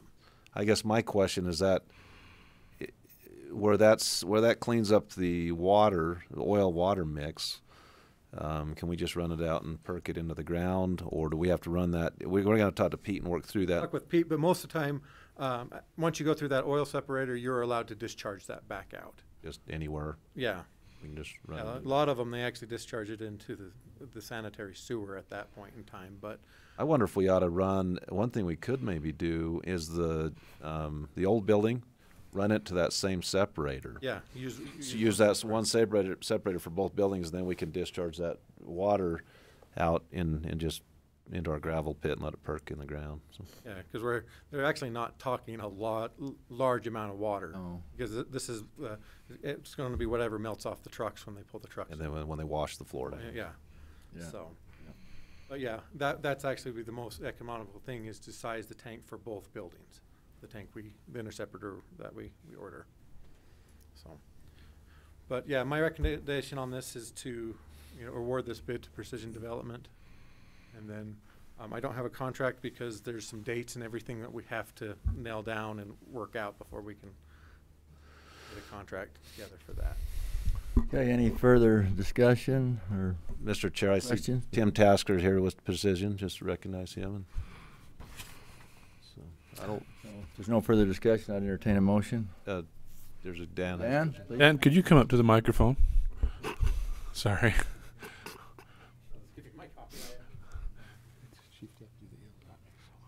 One thing while he's coming up, because we're also, as we're vacating that old building they've been using, which is going to make room for Ryan Riddle with our fire, enlarging our sign shop, weed abatement, and what else? The car fleet management. Our parks maintenance as well. It's gonna free up some. It's gonna really solve a lot of issues we have in the county right now and give us a lot of room for other departments that have needed room for a long time. So, and then Ryan contacted me last week and said that he's going to bring $60,000 to the table from the state. So that'll be, we can apply that to this amount. So. Excellent. Dan's question was a good clarification. We are awarding the contract to Precision for the $879,856, but we're budgeting the $967,841. That's for like the oil water separator, the Well, power, that some of is- those things we don't have covered. And also because during construction things come up, and that gives us contingency where we don't have to open the budget back up for change orders. But anything over that original amount, they would have to submit a change order and have it approved. So to restate then, the 879 represents the bid amount, the 967 represents the amount plus the contingency? Yes. Okay, I would entertain a motion. I would move for approval of the bid from Precision Development at $879,856 for the new Iron County Road building, noting that the budget implication with a 10% contingency is $967,841. Second. Been moved and seconded that we approve the bid for the new Iron County Road Department shed of $879,856 to Precision Development. All in favor? Aye. Aye. Motion carries. Mr. Chair, one thing on that. John, I received an email from Pete Surrey with the wastewater treatment plant. Okay. He wanted to send a letter to all of us. He was asking for names and addresses and all those things. Would you mind sending those to him? Yeah, that'd be fine. Do you have his? I'll send it to you. Okay, yeah. I'll send you his contact. Yep. But I didn't have everybody's information, so if you do have it, maybe you could shoot off that'd be great. Pete Surrey? Pete Surrey, Okay, congratulations, Precision. Tell me his name again. Even though he doesn't, where we're not discharging our waste into the wastewater, other than our sewage and normal waste water, where we're not putting this other stuff in there, he still, I guess he has oversight with the state of Utah. He kind of represents them in that fashion, so that's why we're working with him. So. Okay. All right, go ahead. Very good. I was just saying congratulations to Precision, and tell me the gentleman's name again. Tim Tasker. Tim, thank you so much. You have anything to say, Tim? Okay. Okay. All right. You bet. Thank you. Appreciate your good bid. Yeah, absolutely. Item 5, ratification of a contract for first and second left-hand canyon bridge replacements with Carter Enterprises Incorporated with funding from the U.S. Forest Service presented by Steve Platt. We had to get on with this, so we went on with it, and this is the ratification. Good morning, Steve. Good morning. And Commissioners, thank you for this opportunity. You know, I believe that as a result of the Brian Head fire, the Dixie National Forest is giving us $700,000 to replace 2 bridges, each of them very close to Highway 143, one in first left-hand canyon and one in second left-hand canyon. We went through the process of bidding it after the Forest Service had designed and made plans and specifications. Carter Brothers were the selected contractor based on their low bids. I've given each of you tabulations of those. Alma was kind enough to sign the contract for Carter Brothers on each of those bridges. They're separate, but there are 2 contracts. He signed them both on my recommendation so we could get the contractor started. So we had some good weather. He was able to start 3 weeks ago, and we've been using the good weather, and I hope you'll give me about another month and a half of good weather. We'd like a little moisture, but all we're asking for today is for you to ratify what Commissioner Adams has already done in signing these 2 contracts. Any questions or comment? No. Seeing none, I would entertain a motion. I'll move to ratify the contracts that have already been signed for the first and second left-hand canyon bridge replacements with Carter Enterprises, and that's funding from the U.S. Forest Service. Second. Been moved and seconded that we ratify the contract for first and second left-hand bridges with Carter Enterprises as stated in the motion. All in favor? Aye. Aye. Aye. Motion carries. If you want to see something interesting, drive up there and see the old, they still haven't taken it down, the old CC works that was when they built that bridge originally in the 30s, I guess. I got some pictures of it. That's quite the history. So anyway. Yes, they built very good foundations, Rubel masonry, and they knew how to do it, and they did it well. Yeah. Oh, I better now. Okay, item number 6, ratification of a contract for Little Creek and Red Creek flooding mitigation with Progressive Contracting Incorporated with funding from the National Resources Conservation Service. Emergency Watershed Protection Program. This is also presented by our engineer, Steve Platt. And this is for Paraguna. NRCS is giving us close to $1 million. We went through the bidding process. Progressive Contracting from St. George, Russell Lim, was the successful contractor. I think I've also furnished you bid tabulations on those bids. Alma again was kind enough to sign the contract so the contractor could get started. Well, we had good weather, and all we're asking for again is just a ratification of the contract that Commissioner Alma has already signed. Okay. We don't like to do that, but when we have, in this country, we don't have year-round good weather and warm weather. Things freeze over. So anyway, I studied this and all of these contracts and felt good about moving forward with the ratification coming later. So I would recommend a motion.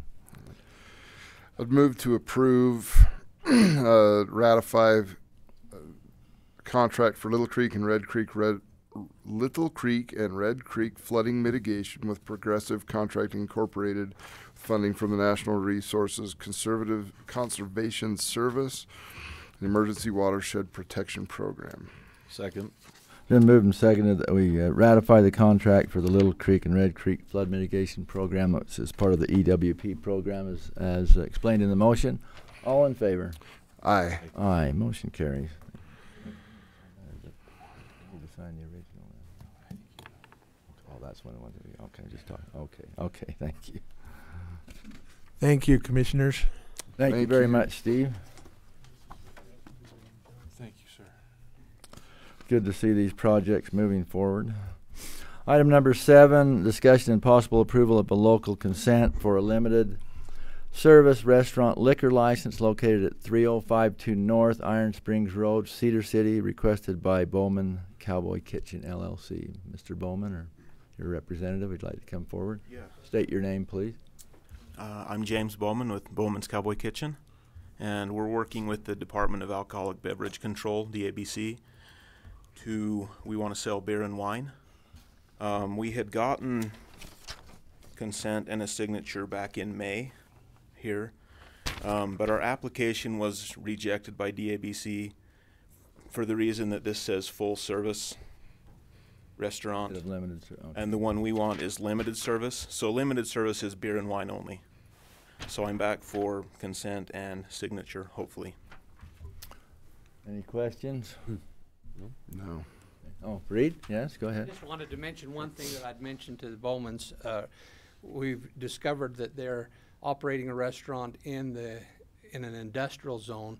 When Frank Nichols did that rezone out there for commercial, I think some believe that this was included as part of that. So they need to get a conditional use permit. We're not trying to hold their license up or anything, and I just mentioned to him that then they could be in compliance. And a restaurant in an industrial zone needs a conditional use permit. So we'll work with them to process that, and we don't want it to hold this up, but I wanted you to be aware of that.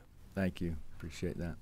Otherwise, can I bring this up to you for a, or how does that work? I've got well, we haven't done the motion yet, so let's do the motion, and then I've got a copy here, and I can just, we'll shortly here we'll have you ready to go. I'll go ahead and move to approve local consent for a limited service restaurant liquor license located at 3052 North Iron Springs Road, Cedar City, and this is requested by the Bowman Cowboy Kitchen, LLC. Second. It's been moved and seconded that we approve of a local consent limited service restaurant liquor license for Bowman Cowboy Kitchen. All in favor? Aye. Aye. Motion carries. They have. Is that a more? This is a copy. Is that an original? Or yes, it really doesn't matter. I'll sign your original. We've eaten there, and it's excellent food. Thank you. It's a little bit of a drive, but it's worth it. Yeah, it is. We should go there for lunch. I love the cheese curds. I've got to go out. They're fantastic. And the prime rib on Friday night cannot be beat.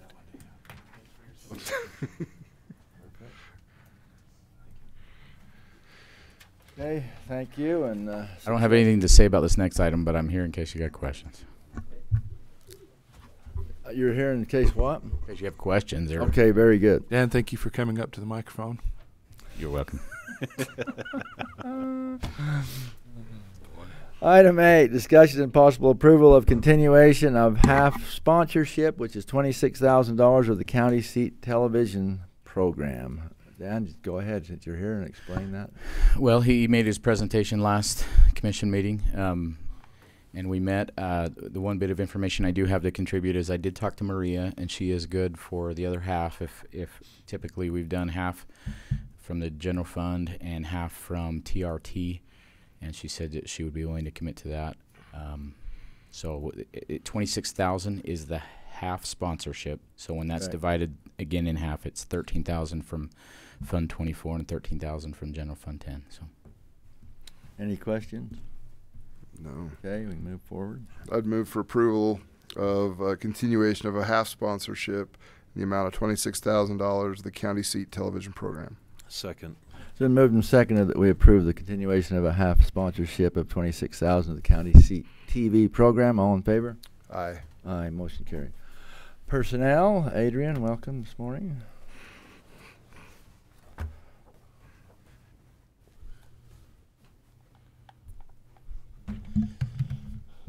Morning, Commissioners.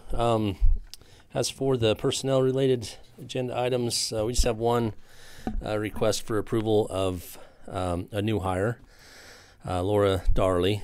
She was recently selected after the recruitment and interview process to backfill the vacant position as the part-time secretary for the sheriff's office, requesting that hire date to be effective as of today, October 28th, 2019. And again, it is a backfill. Okay, thank you. Is there any discussion? Entertain a motion. Okay, I'll move in the Sheriff's Department. I would move to approve the new hire of Laura Darley as the part-time secretary for the Sheriff's Office effective October 28th, 2019, and this is a backfill position. Second. Been moved and seconded that we approve the new hire of Laura Darley in the Sheriff's Department as explained in the motion. All in favor? Aye. Aye, motion carries. Thank you. All right, and the second and last item for under personnel.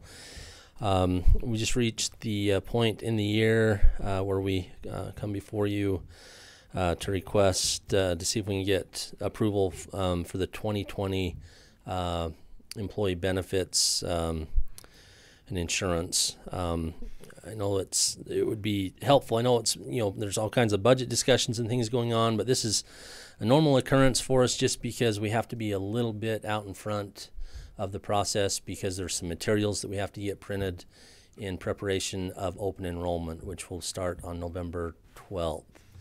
So that's why, again, this is kind of a normal process, but I know it's not ideal just because it's kind of out in front of some of the other budget things. And I had emailed prior. I'm not sure if you'd had a chance to kind of review the summary presentation, but I'll read from a little bit of that just for the record and just as part of the discussion. So all of Iron County's benefit providers have provided renewal information and rates for the 2020 plan year. The providers for dental, vision, life and accidental death and dismemberment, long-term disability, and employee assistance program are offering to renew without any increases from the 2019 plan year going into the 2020 plan year. The employees per the Iron County Benefits and Wellness Committee, which we were able to meet with last week, report that they were satisfied with the services and plans of these providers, so there is support for the request for the commission for the request to go to the commission to approve HR to renew with these providers under these terms with no changes to plans or coverages, no impact in terms of budget from 2019 to 2020. In addition, the request would include that Iron County Health Savings Account contributions for eligible employees and compensation for eligible employees who voluntarily opt out of the county's medical coverage receive the same amounts in 2020 as previously approved for 2019 and prior years. So really, it's we had a lot of change last year as we changed providers and kind of went through that process, and I know that is a change in terms of new business relationships. It's an adjustment for the employees to change to new providers. That transitioned relatively well. Didn't hear of a lot of major issues, but again, it's just a little bit of change, a little bit of heartburn. But overall, I think it was a good move. and everything seems to be running and working smoothly. Again, employees are happy for the most part. Our benefits plan continues to be a big part of our compensation, and employees, I think, recognize that to a large degree. We as a department, me as an HR director, Betsy as an HR person, we're always trying to educate and encourage employees to recognize the value in those benefits because it's substantial. And I think the employees, they do a good job of understanding that, and for the most part, most truly value the compensation and the the value that adds to their personal and family lives.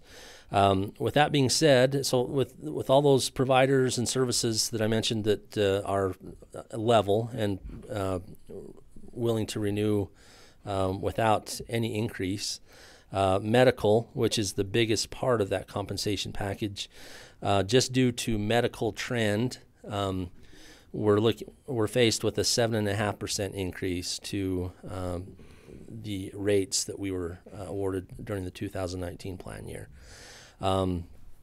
This isn't because necessarily that our plan isn't running well, or that the plan is being abused or misused. It's just simply in communications with our benefits broker, Gallagher. They're just saying that 7.5% increase is a medical trend. It's something that's normal across the board. There's still a lot of issues within the medical insurance industry that just from year to year there's inflation and and things still being worked out to where costs are being pushed off onto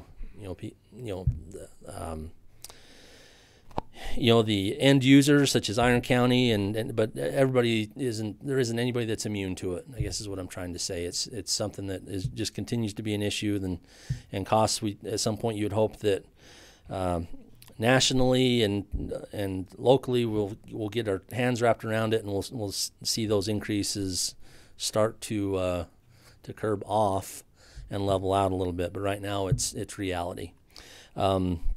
The 7.5% increase is estimated, would project to increase the cost to the county at $178,881.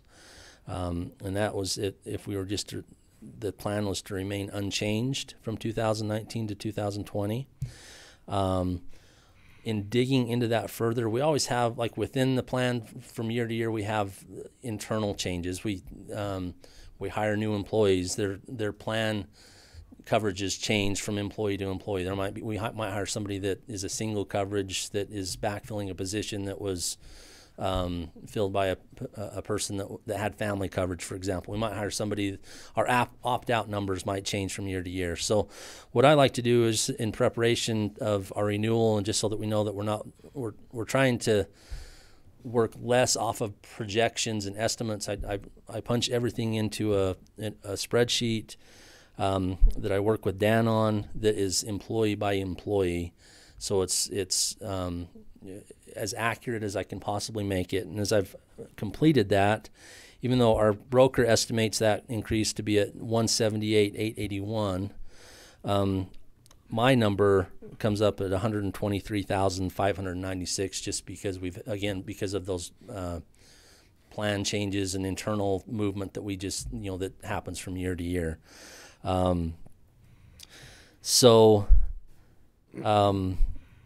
The other thing I would note too is just, again, as a reminder, we did change providers, and it's important to note and point out that even with the proposed 7.5% increase that we're getting from PEHP, our new provider, the move to them in 2019 from our previous medical provider still puts us at about 3.5% below last year's best and final rate that we received from Select Health. So, I mean, we are money ahead that way. And assuming that we would have received, even if it was a modest increase, if we were stayed with the prior provider, considering those percentages, the county has saved from making that move at a minimum probably $400,000, possibly in excess of $500,000. Just, and I point that out just because it's important to note that it was a good, even though, like I say, change is hard sometimes. It was cost effective for the county, and we're always trying to consider those options and to best manage, to responsibly manage, because we understand it's a considerable cost to the county, considerable benefit to the employee, but a considerable cost, and we just have to manage it and be fiscally responsible. So just wanted to point that out. So again, I think in the report, kind of the outline I provided, I know I go into a lot more detail. I can do that here as part of public record, or I can maybe address questions or just see what direction you want to go. First request would obviously just be to see if it's possible for us to approve and absorb that increase at your direction. And then there are systematic and step related changes that we could do that could bring that cost down in increments. But again, it's just at the point in the discussion to see what direction we need to go.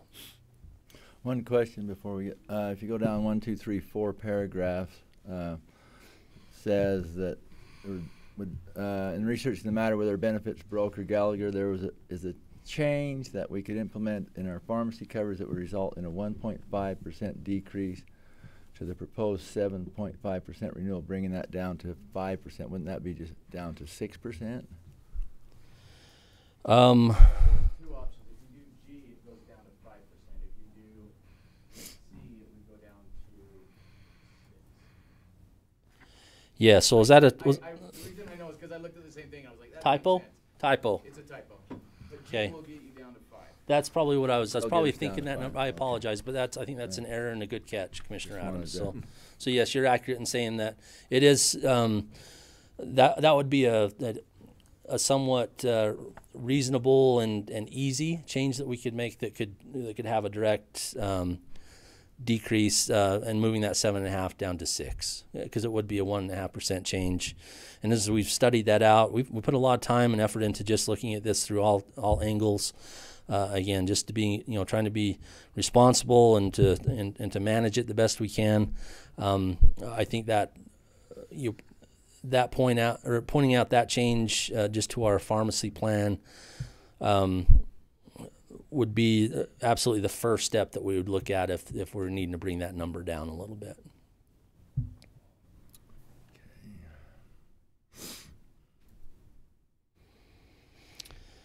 And possibly, let me just again, just for the employees that are here and for the commission, I'll go into a little bit more detail regarding that change. So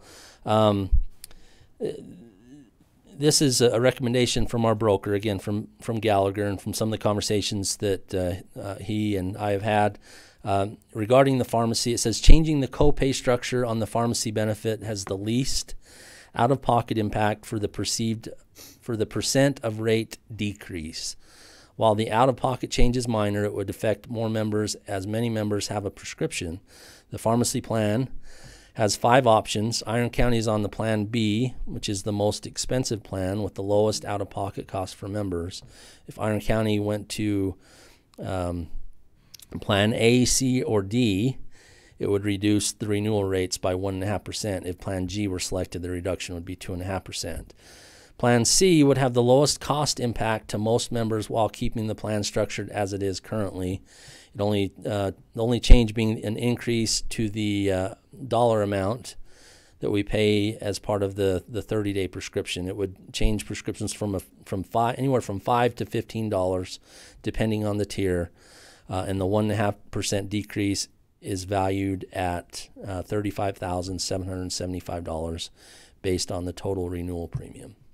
So, again, it is passing a little bit of that cost on, but it wouldn't change in terms of how we, as employees, are paying, those costs after, deductibles are met. It changes the the dollar amount, so it still keeps it on a copay system.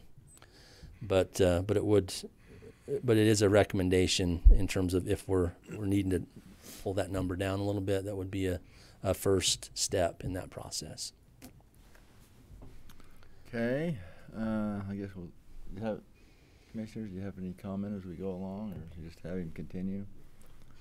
I think that sounds good to me, that recommendation. I honestly haven't, I didn't get this till late, and I didn't have a chance to look at it really thoroughly, but, right. But what you're suggesting sounds good to me, but I don't know what you all think. I know Cedar City's went up 19% last year. Yeah, so that's I mean, it's so 5 or 7 is, I mean, compared to that sticker shock is. Yeah, we've had offers that high or close, and then we've been able to always bring it down. But yeah, it's been a little scary since Obamacare came in and so on. It's always scary in health insurance. Wonder when it's going to end, right? Yeah. That's the conversation we have every year. But like I say, I do point that out, and it's a good point that you make, Commissioner Cousin, just because it's important to know it's not just us and I think we're well ahead of in terms of the negotiations that I've been involved with, and kind of knowing the history of the plan. It's something to be said to the fact that I still think it's an excellent plan. And again, that's I feel great in terms of my communications with the employees. In telling, I feel I'm accurate in telling them and explaining to them that we do have excellent benefits. I know they've changed over the years, but everybody's in the same boat. We just don't, the traditional plans of 10, 15, 20 years, they're just non-existent anymore. So this is common for most organizations to go to an HSA, for example. But we've, through, just management and support from the commission, we've kept deductibles reasonable. We have a good HSA contribution plan in place, maximum out of pocket, even though sometimes that's a big budget expense for a family, but that's the reality now. It's just that we have to budget for medical expenses and out of pocket, and insurance plans have leaned more towards saving us from the catastrophic, events of life. But at the same time, it's much more reasonable than what you'll find in other organizations. And that goes for county government and my conversations with other HR directors. And it goes, for comparison to the private sector, which a lot of you have had experience with.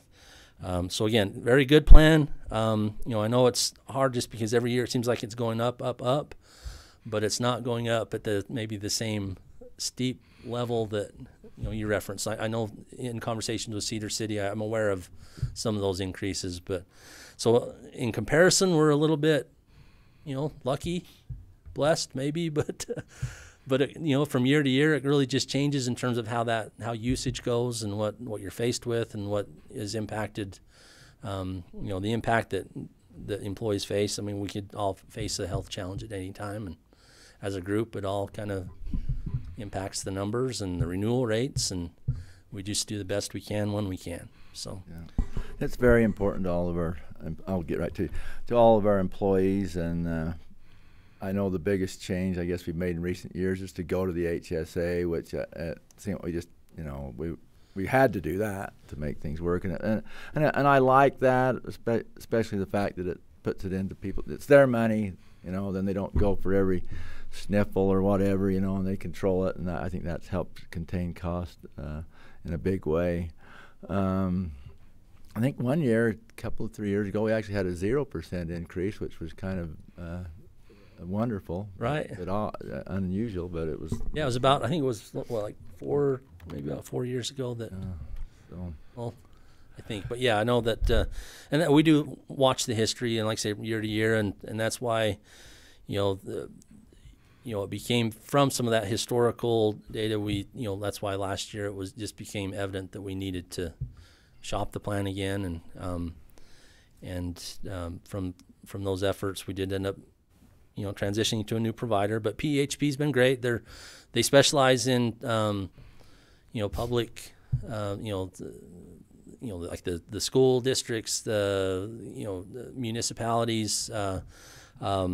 My personal experience has been excellent with them, and then also a lot of the feedback we got from the workforce that I think PHP is going to be a good business partner, going forward, and they've got some good ideas in terms of help, to help us continue to improve and implement some wellness-related things that I think are going to help us, but it's going to take us a little bit of time to get them in place and to really see the benefit.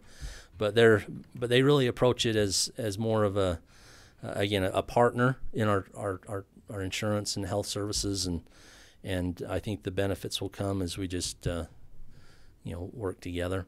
Yeah, but they helped again, us tremendously where Select Health kind of bowed their back last year, so that was good. Anyway, our good treasurer, Nicole, has a comment. Could you come to the microphone, Nicole?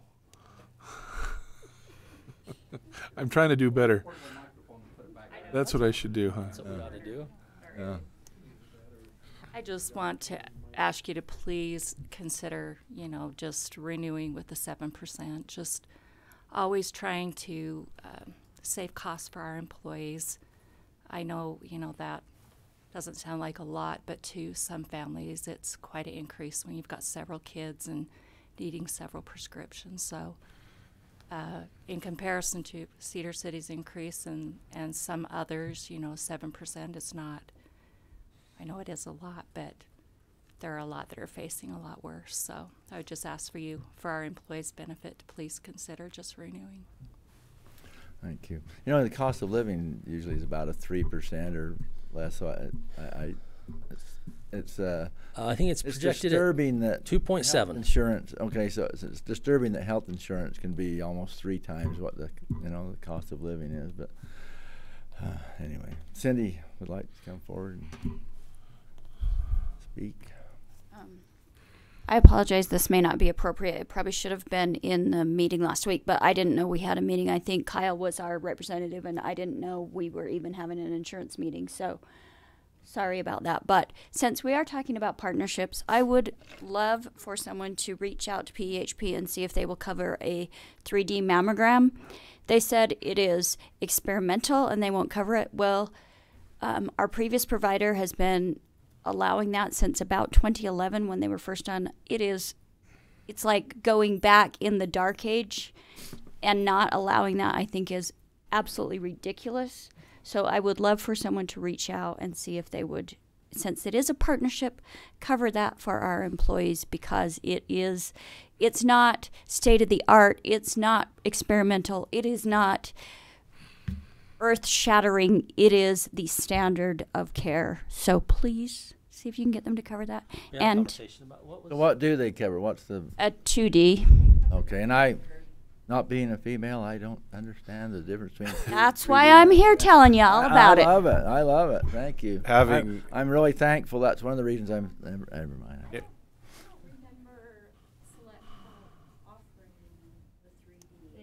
They did. I can guarantee they did. And just for regular screening, yes. and having talked to my wife recently, I would agree with that, Cindy. So and the things I've read, I think that's really important. And I don't know that it would, anyway, if we can reach out, and then I will just also echo what Nicole said. Often the employees do appreciate, and we realize how lucky we are to have good coverage, but we keep kind of nickel-diming them, and it does affect it affects especially it all does, but prescriptions and those copays, it does add up. So thank you. Thank you. Question, if you go in and get, on our present policy, if you go in and get a 3D mammogram, will they pay up the portion to get a 2? So if you get a 3D, you don't know nothing. Okay, we'll make that request to PEH. Yeah, that's what I was saying. We had that was brought up as part of our committee meeting too. That somebody else had mentioned the same thing, so we were following up on it and trying to compare again, kind of get used to what's being done prior. So now that we're aware of it, we can follow up with them and report back. So you're saying the copay on medication would go from like $5 to $15? Is that the only difference? Medication is set up on a tier program, so it's usually a 1, 2, or a 3 tier.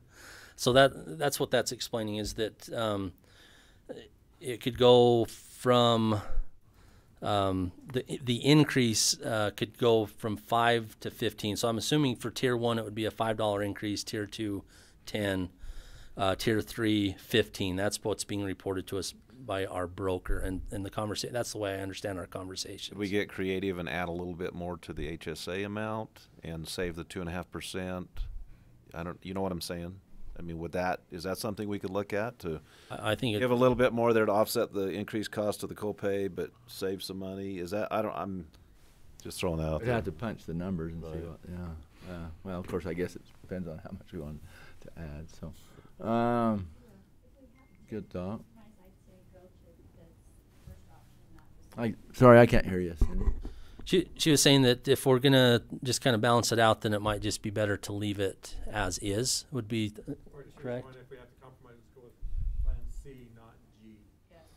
Yeah, and that's what we were saying. Yeah. And that G hasn't been on the table. This is the easiest because G changes it from a copay to a percentage, and we don't want to do that. That's too much of an impact. Has an impact on the employee. This still keeps it the same way. It's just, again, it's it's a $5 difference, $10, $15, and so that's what that plan is from, I think, A or B to C, I think, is what the plan change was. So but to answer your, I mean, we could always, it's very, it's easy to change HSA contributions, but again, I kind of echo what Nicole's saying, is if we're just looking to balance it out, it might just be, a year that we just, if we can leave it as is, that's what the employees are used to, might be easier to do it that way, and then look at specific changes to HSA contributions in following years. Especially if more substantial changes are made to the pharmacy plan. That's just a thought, but it's certainly an option for sure.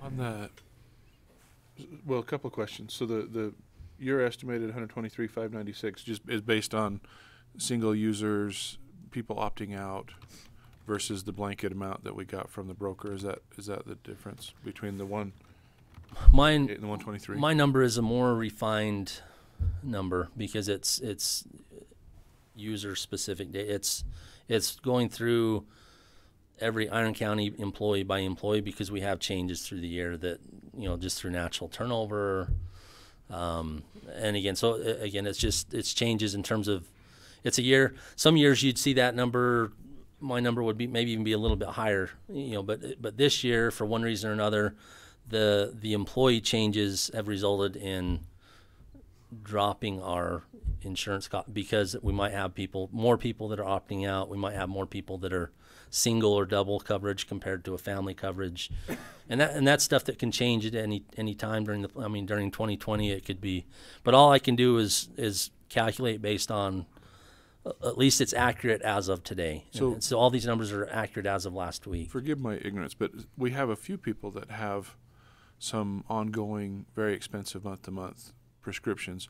Could you maybe explain the effect of those prescription, the change, that one option that? So this option that's being affect them. If we do make a change, the change that's being recommended is it's not changing the way it's approached or the way it's structured. It continues to be a copay. Like right now, our if we, and I think you actually got the attachment too, John, but so the attachment that looks like this. This one?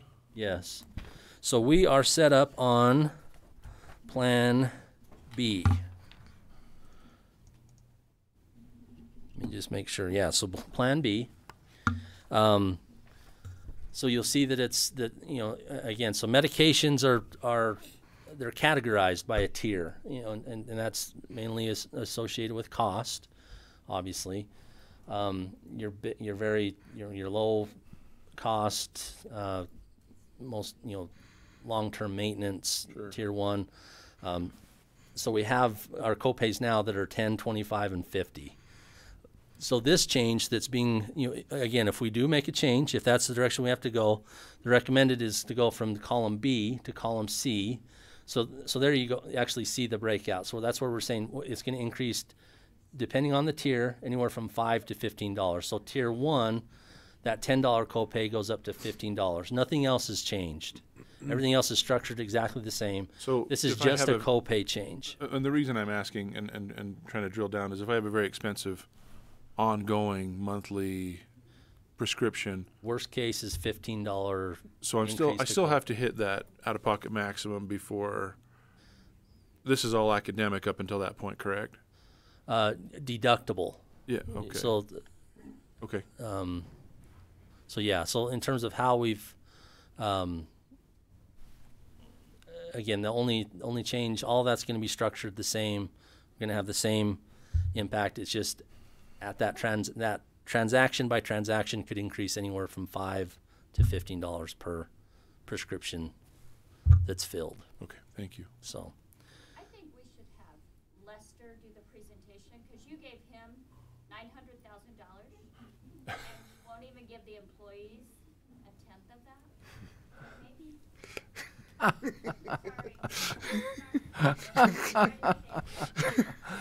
You're good. Would the contractor actually do that for $9,000? You won't. Okay, I guess we can't eat. But anyway, sorry. Just putting it in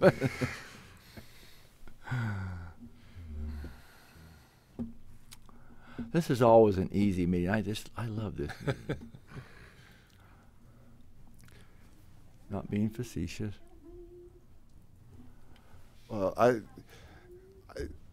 sitting through the budget process is always an interesting deal, and I think that we are frugal and super conservative about how we spend our tax dollars, and that's been really kind of a cool process. This is my third year in that process.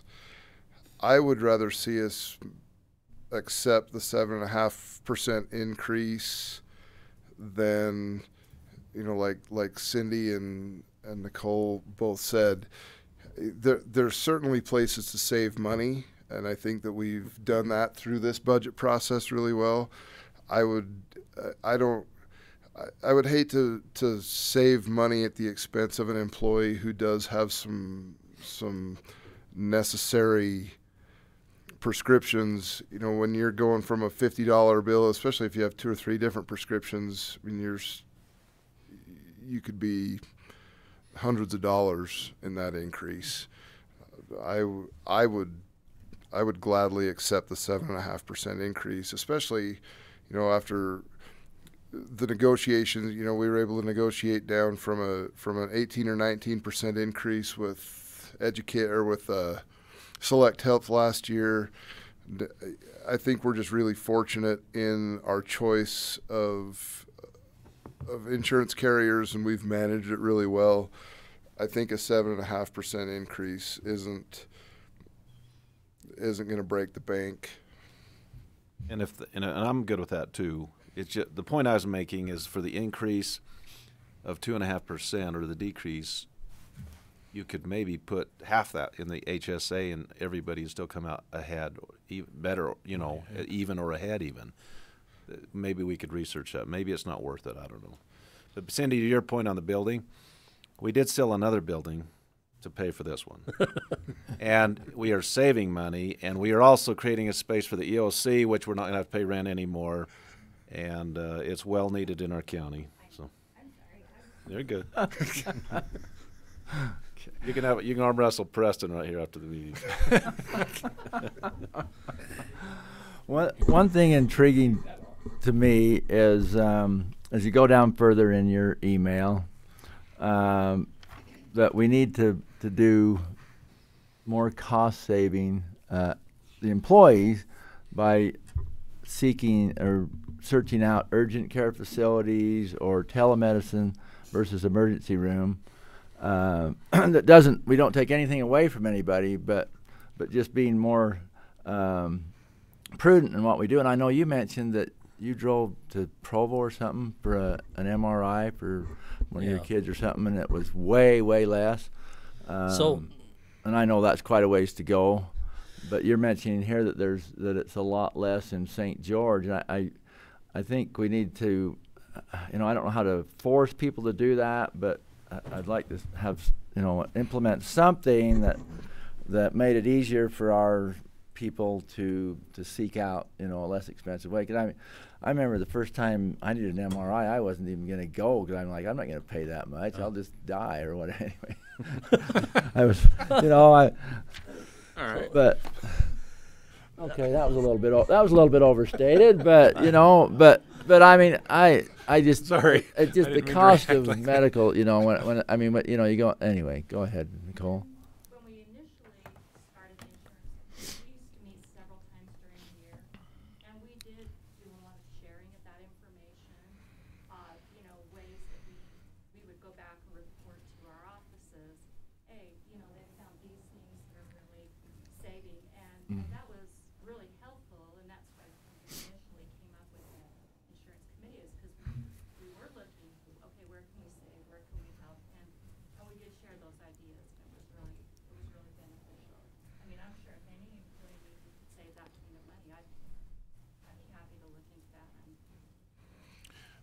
Adrian, when our representative Chanel came back and mentioned that, I was curious, how has our performance been? Have we done a lot of emergency room things where maybe we couldn't? I wondered about that. Those are good.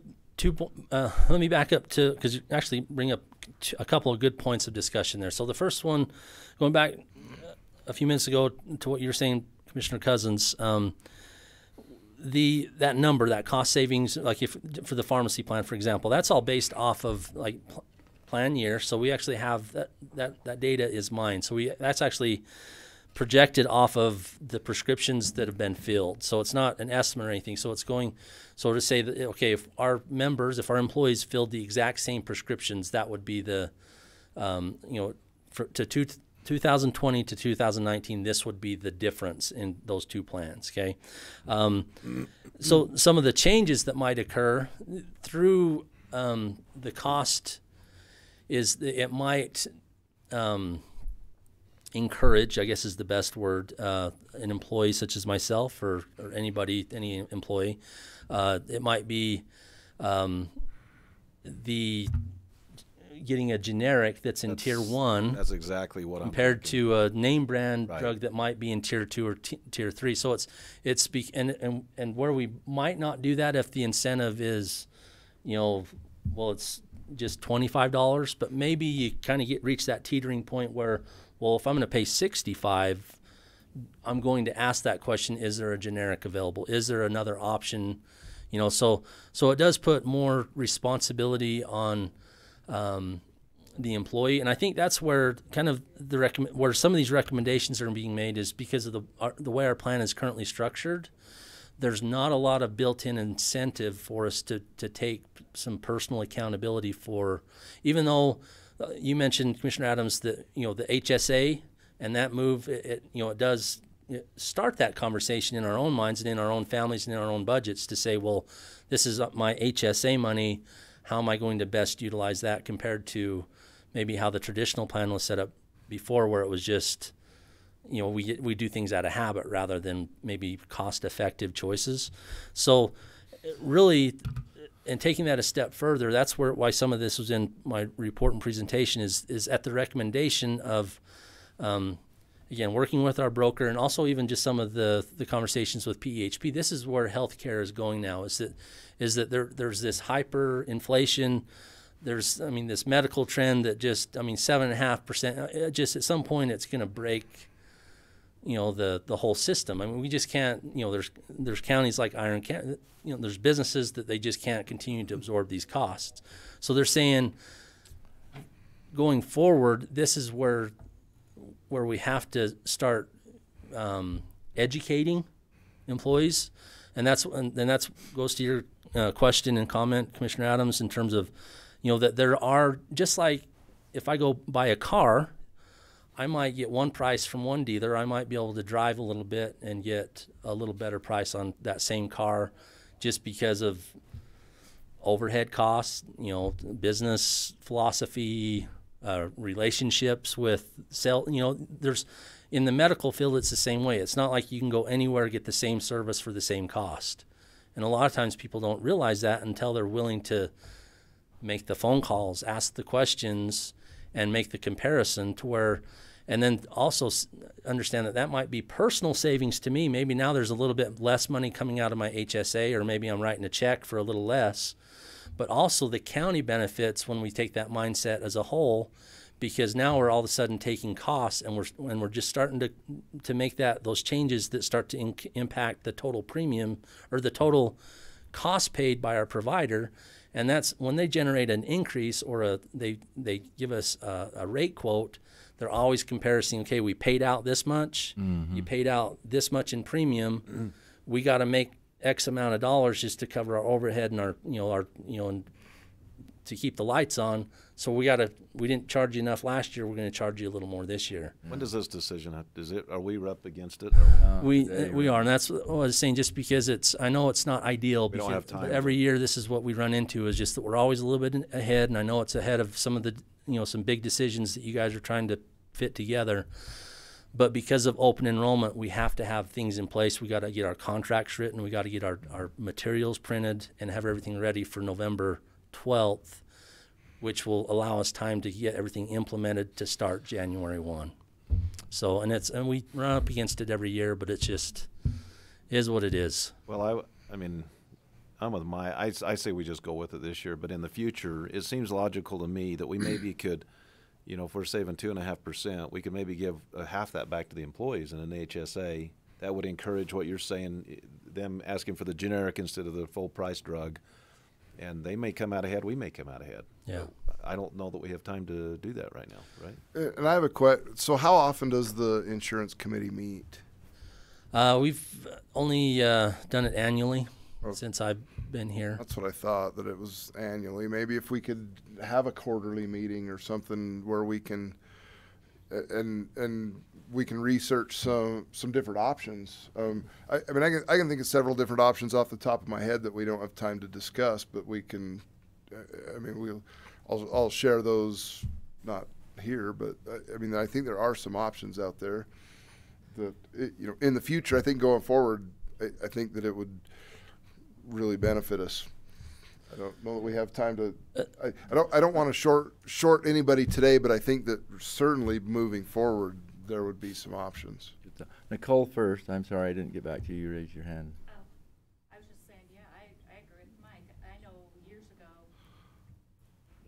but it was for specific service. Someone had found if you went to St. George to a particular place, that it really saved the county, and so I've continued to do that just because I know. Super. But that was really beneficial and helpful, because when I've gone back to our employees and said, hey, this would save us, or let's do this, everyone's been very receptive to. I would like to see HR implement a system of emails to share these things. When an employee has, when you learn of those, then get it out to everybody, because that makes a huge difference. And, like you said, you don't know unless you. I had no idea until I talked to you that day that it was way cheaper to have an MRI up north than it is here, and maybe it's cheaper in St. George. I just kind of thought they all got to you. Common perspective, right? Anyway. Well, I think that would be a great use of the that committee anyway. Would be to bring back some training. I think that would be fantastic. Well, I'd love to hear these comments, and not because really the time or place, but. Because that's really the direction. Like I say, in this past meeting, I let them know that really, in terms of conversations that Betsy and I have had, we're changing it to an insurance and wellness, and that's what. Because it's that going forward. That's how we perceived really where we're going to make an impact. Is we have to educate, we have to get buy-in, and we have to take personal accountability, because. Again, I think the commission's been very supportive of. I know it's hard but since the time I've been here, there's been great support from the commission in terms of holding together a very good, strong benefits package. The employees value that. They voice that often. They know that, but they also want to hold on tightly to it and understand that it's hard to go back once we kind of open doors to things that. But they're willing to, even in most cases, be reasonable and to again say that there's an understanding that maybe our wages are held down just a little bit, but we offset that with a very good benefits package. I mentioned 19%. I think we landed at 12. I don't think we ended up paying that much, but I think always a little back and but forth, but still a lot. Those kind of right? increases are going to break the bank. I don't know where it ends, man. Especially when you're talking about a $2 million investment. I mean, it's a substantial, one of the substantial costs to the county that any percentage is hard to adjust to. But going forward, again, I mentioned those things that you guys are all expressing on your own without me kind of prodding you that way. That's really the direction we got to go. Is education, personal accountability, and maybe just changing some habits that are going to benefit, individual households combined together to benefit the county as a whole. And that's the only defense that we have going forward is how well personally invested we're going to be in those things, to where if we can try to curb some of the medical trend that just seems to, that's just too easy for PHP or any other provider just to say, well, we got to increase you 7.5 because that's just trend, that's cost of doing business, that's inflation. Well, no, I mean, there's some things that we can do to better manage our plan, take ownership of it, that might help us next year and years to come. So that's where we're at. That's where the industry is. Yeah. And it's just time that, people educate themselves and just start to buy in. So we'll help with that, whether that's more communication from our office, that's more of the wellness activities that we're just kind of starting to implement. I applaud you on the wellness activity. I didn't participate in the bingo. I wish I would have, but I applaud you on those things. Next month. We need to do those things. That's awesome. We got them planned for each month, so that you can see some of the things that we're starting to change, just because I don't want to just be the person here that just talks about it. We're going to do our part, but as we do that, we also, if I can be quite frank, we expect and want employees to do their part also, to understand that it's just going to benefit us all if we just got to take ownership of our own health and understand that there are a lot of benefits that come to that, not just in our pockets, but quality of life, enjoyment. That's just the society we live in now. So, and it won't be the last time we talk about it, but input, and committee participation, all great things. We're going to try to improve on that in terms of knowing that that's where we need to go going Seems forward. like we need maybe this information a little sooner, so if we do have some ideas we want to explore, we have time to do it. And it's and I understand you're at their mercy and all of this, but I agree, but we're all working within parameters, and I mean, I worked this weekend until 9 o'clock, both Saturday and Sunday, to get to you. That's why you got the email. It was the last thing I did, and I got it to you as soon as I had it done. We appreciate it. But we'll do what we can, because I always hate to leave short time for review. I know it puts you in a bind, and you got a lot of stuff that's going on too. But in fairness, we just we're all crunched for time right now this time of year for some reason. Well, as usual, I'm not happy, but I think we can go with the 7.5% increase, I think, and stay where we are, or continue with the full benefits that we have. And I know some other years we've had the need to make big cuts, and that's when we went with the HSA. But anyway, I think we probably beat the horse long enough. I have a tendency to do that sometimes. Oh no, I'm not saying you. I mean, all of us. But it's a hard discussion every year, because we're victims, and the insurance companies are victims of the providers, and luckily they can put a certain limit, on some things that a provider can charge. But and it's a free country, but I don't know why doctors have to make $500,000. Exactly. I think they could do really well on a measly 350 or something, But anyway, and then there's all the now I've really got on my soapbox, but and an uninsured person goes to the hospital, and thankfully in this country they're treated. but the insured person pays $10 for a Band-Aid to take care of their treatment, and that's where we are. So I'm just glad that we live in America. It could be a lot worse. Anyway, now I've got off my soapbox. I'd entertain a motion. I'd move for approval for employee insurance benefits in the 2020 plan year, noting that includes a 7.5% increase in the coverage. Second. Been moved and seconded that we go with the 7.5% increase in the insurance plan for 2020 with PEHP. All in favor? Aye. Aye. Motion carries. Thank you, Thank you all commissioners. for your Thank you. input. Thanks for all your work. support.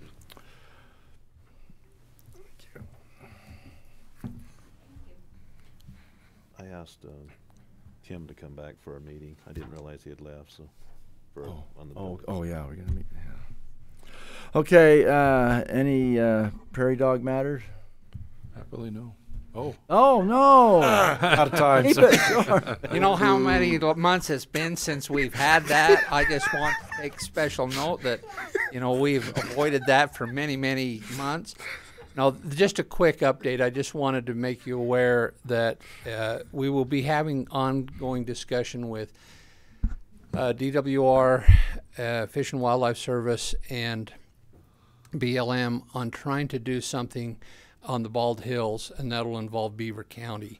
I remember the last discussion we had with Tammy and the commissioner and the concern. There's a couple of properties up there that Sitla owns that they've identified as, possibly great place to do some translocation. And we've done a lot of improvement on our Wild Pea Hollow project with Mike and mowing and some spike on there and killing a lot of brush, and we want to put some translocations in there. And just by that property, what they call Ryan Spring, and further over to the east, there's a couple of higher properties that we think would go well. I just wanted to update you on, we're doing a site visit there this afternoon with DWR and Fish and Wildlife and BLM, and then we will invite the county commissioners and whoever wants to participate here, have one of you come, and we'll just have a sit down. What we're trying to figure out is what we can do on that property to make it an enticement,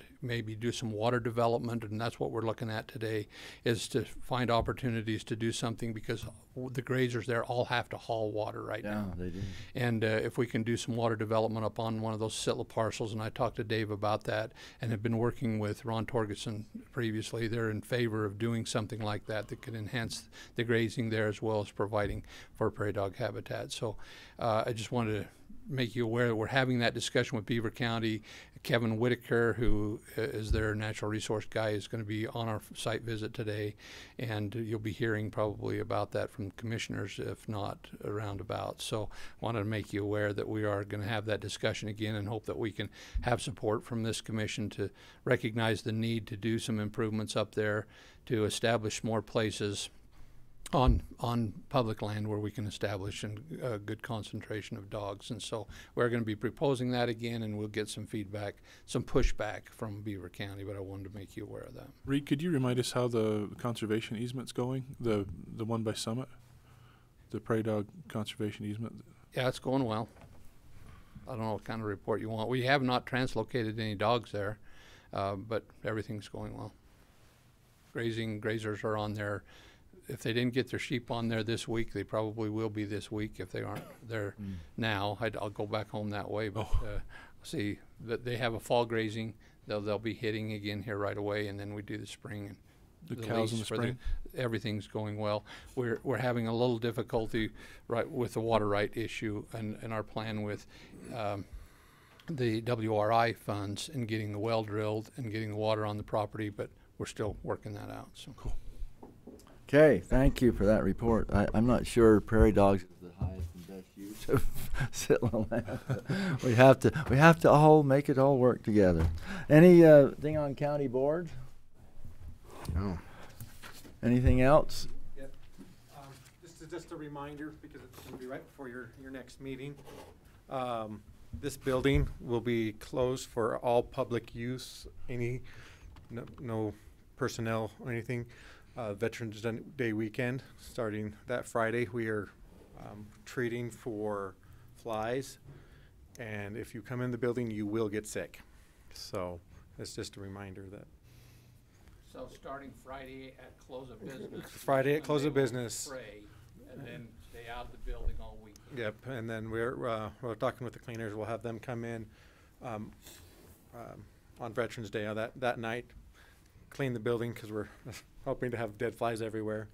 And Yeah. so we'll be back up in business for commission meeting on. May I just say thank you? That's exciting. We'll Yes. just get that Yeah. addressed. Thanks for doing that. And ongoing years, this will actually go earlier in the year, so we can hopefully take care of the flies before we have an issue.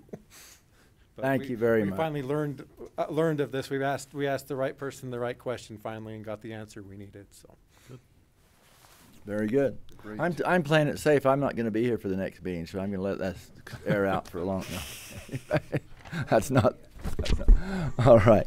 Anything else? Chair declares adjournment. Thank you all for your participation.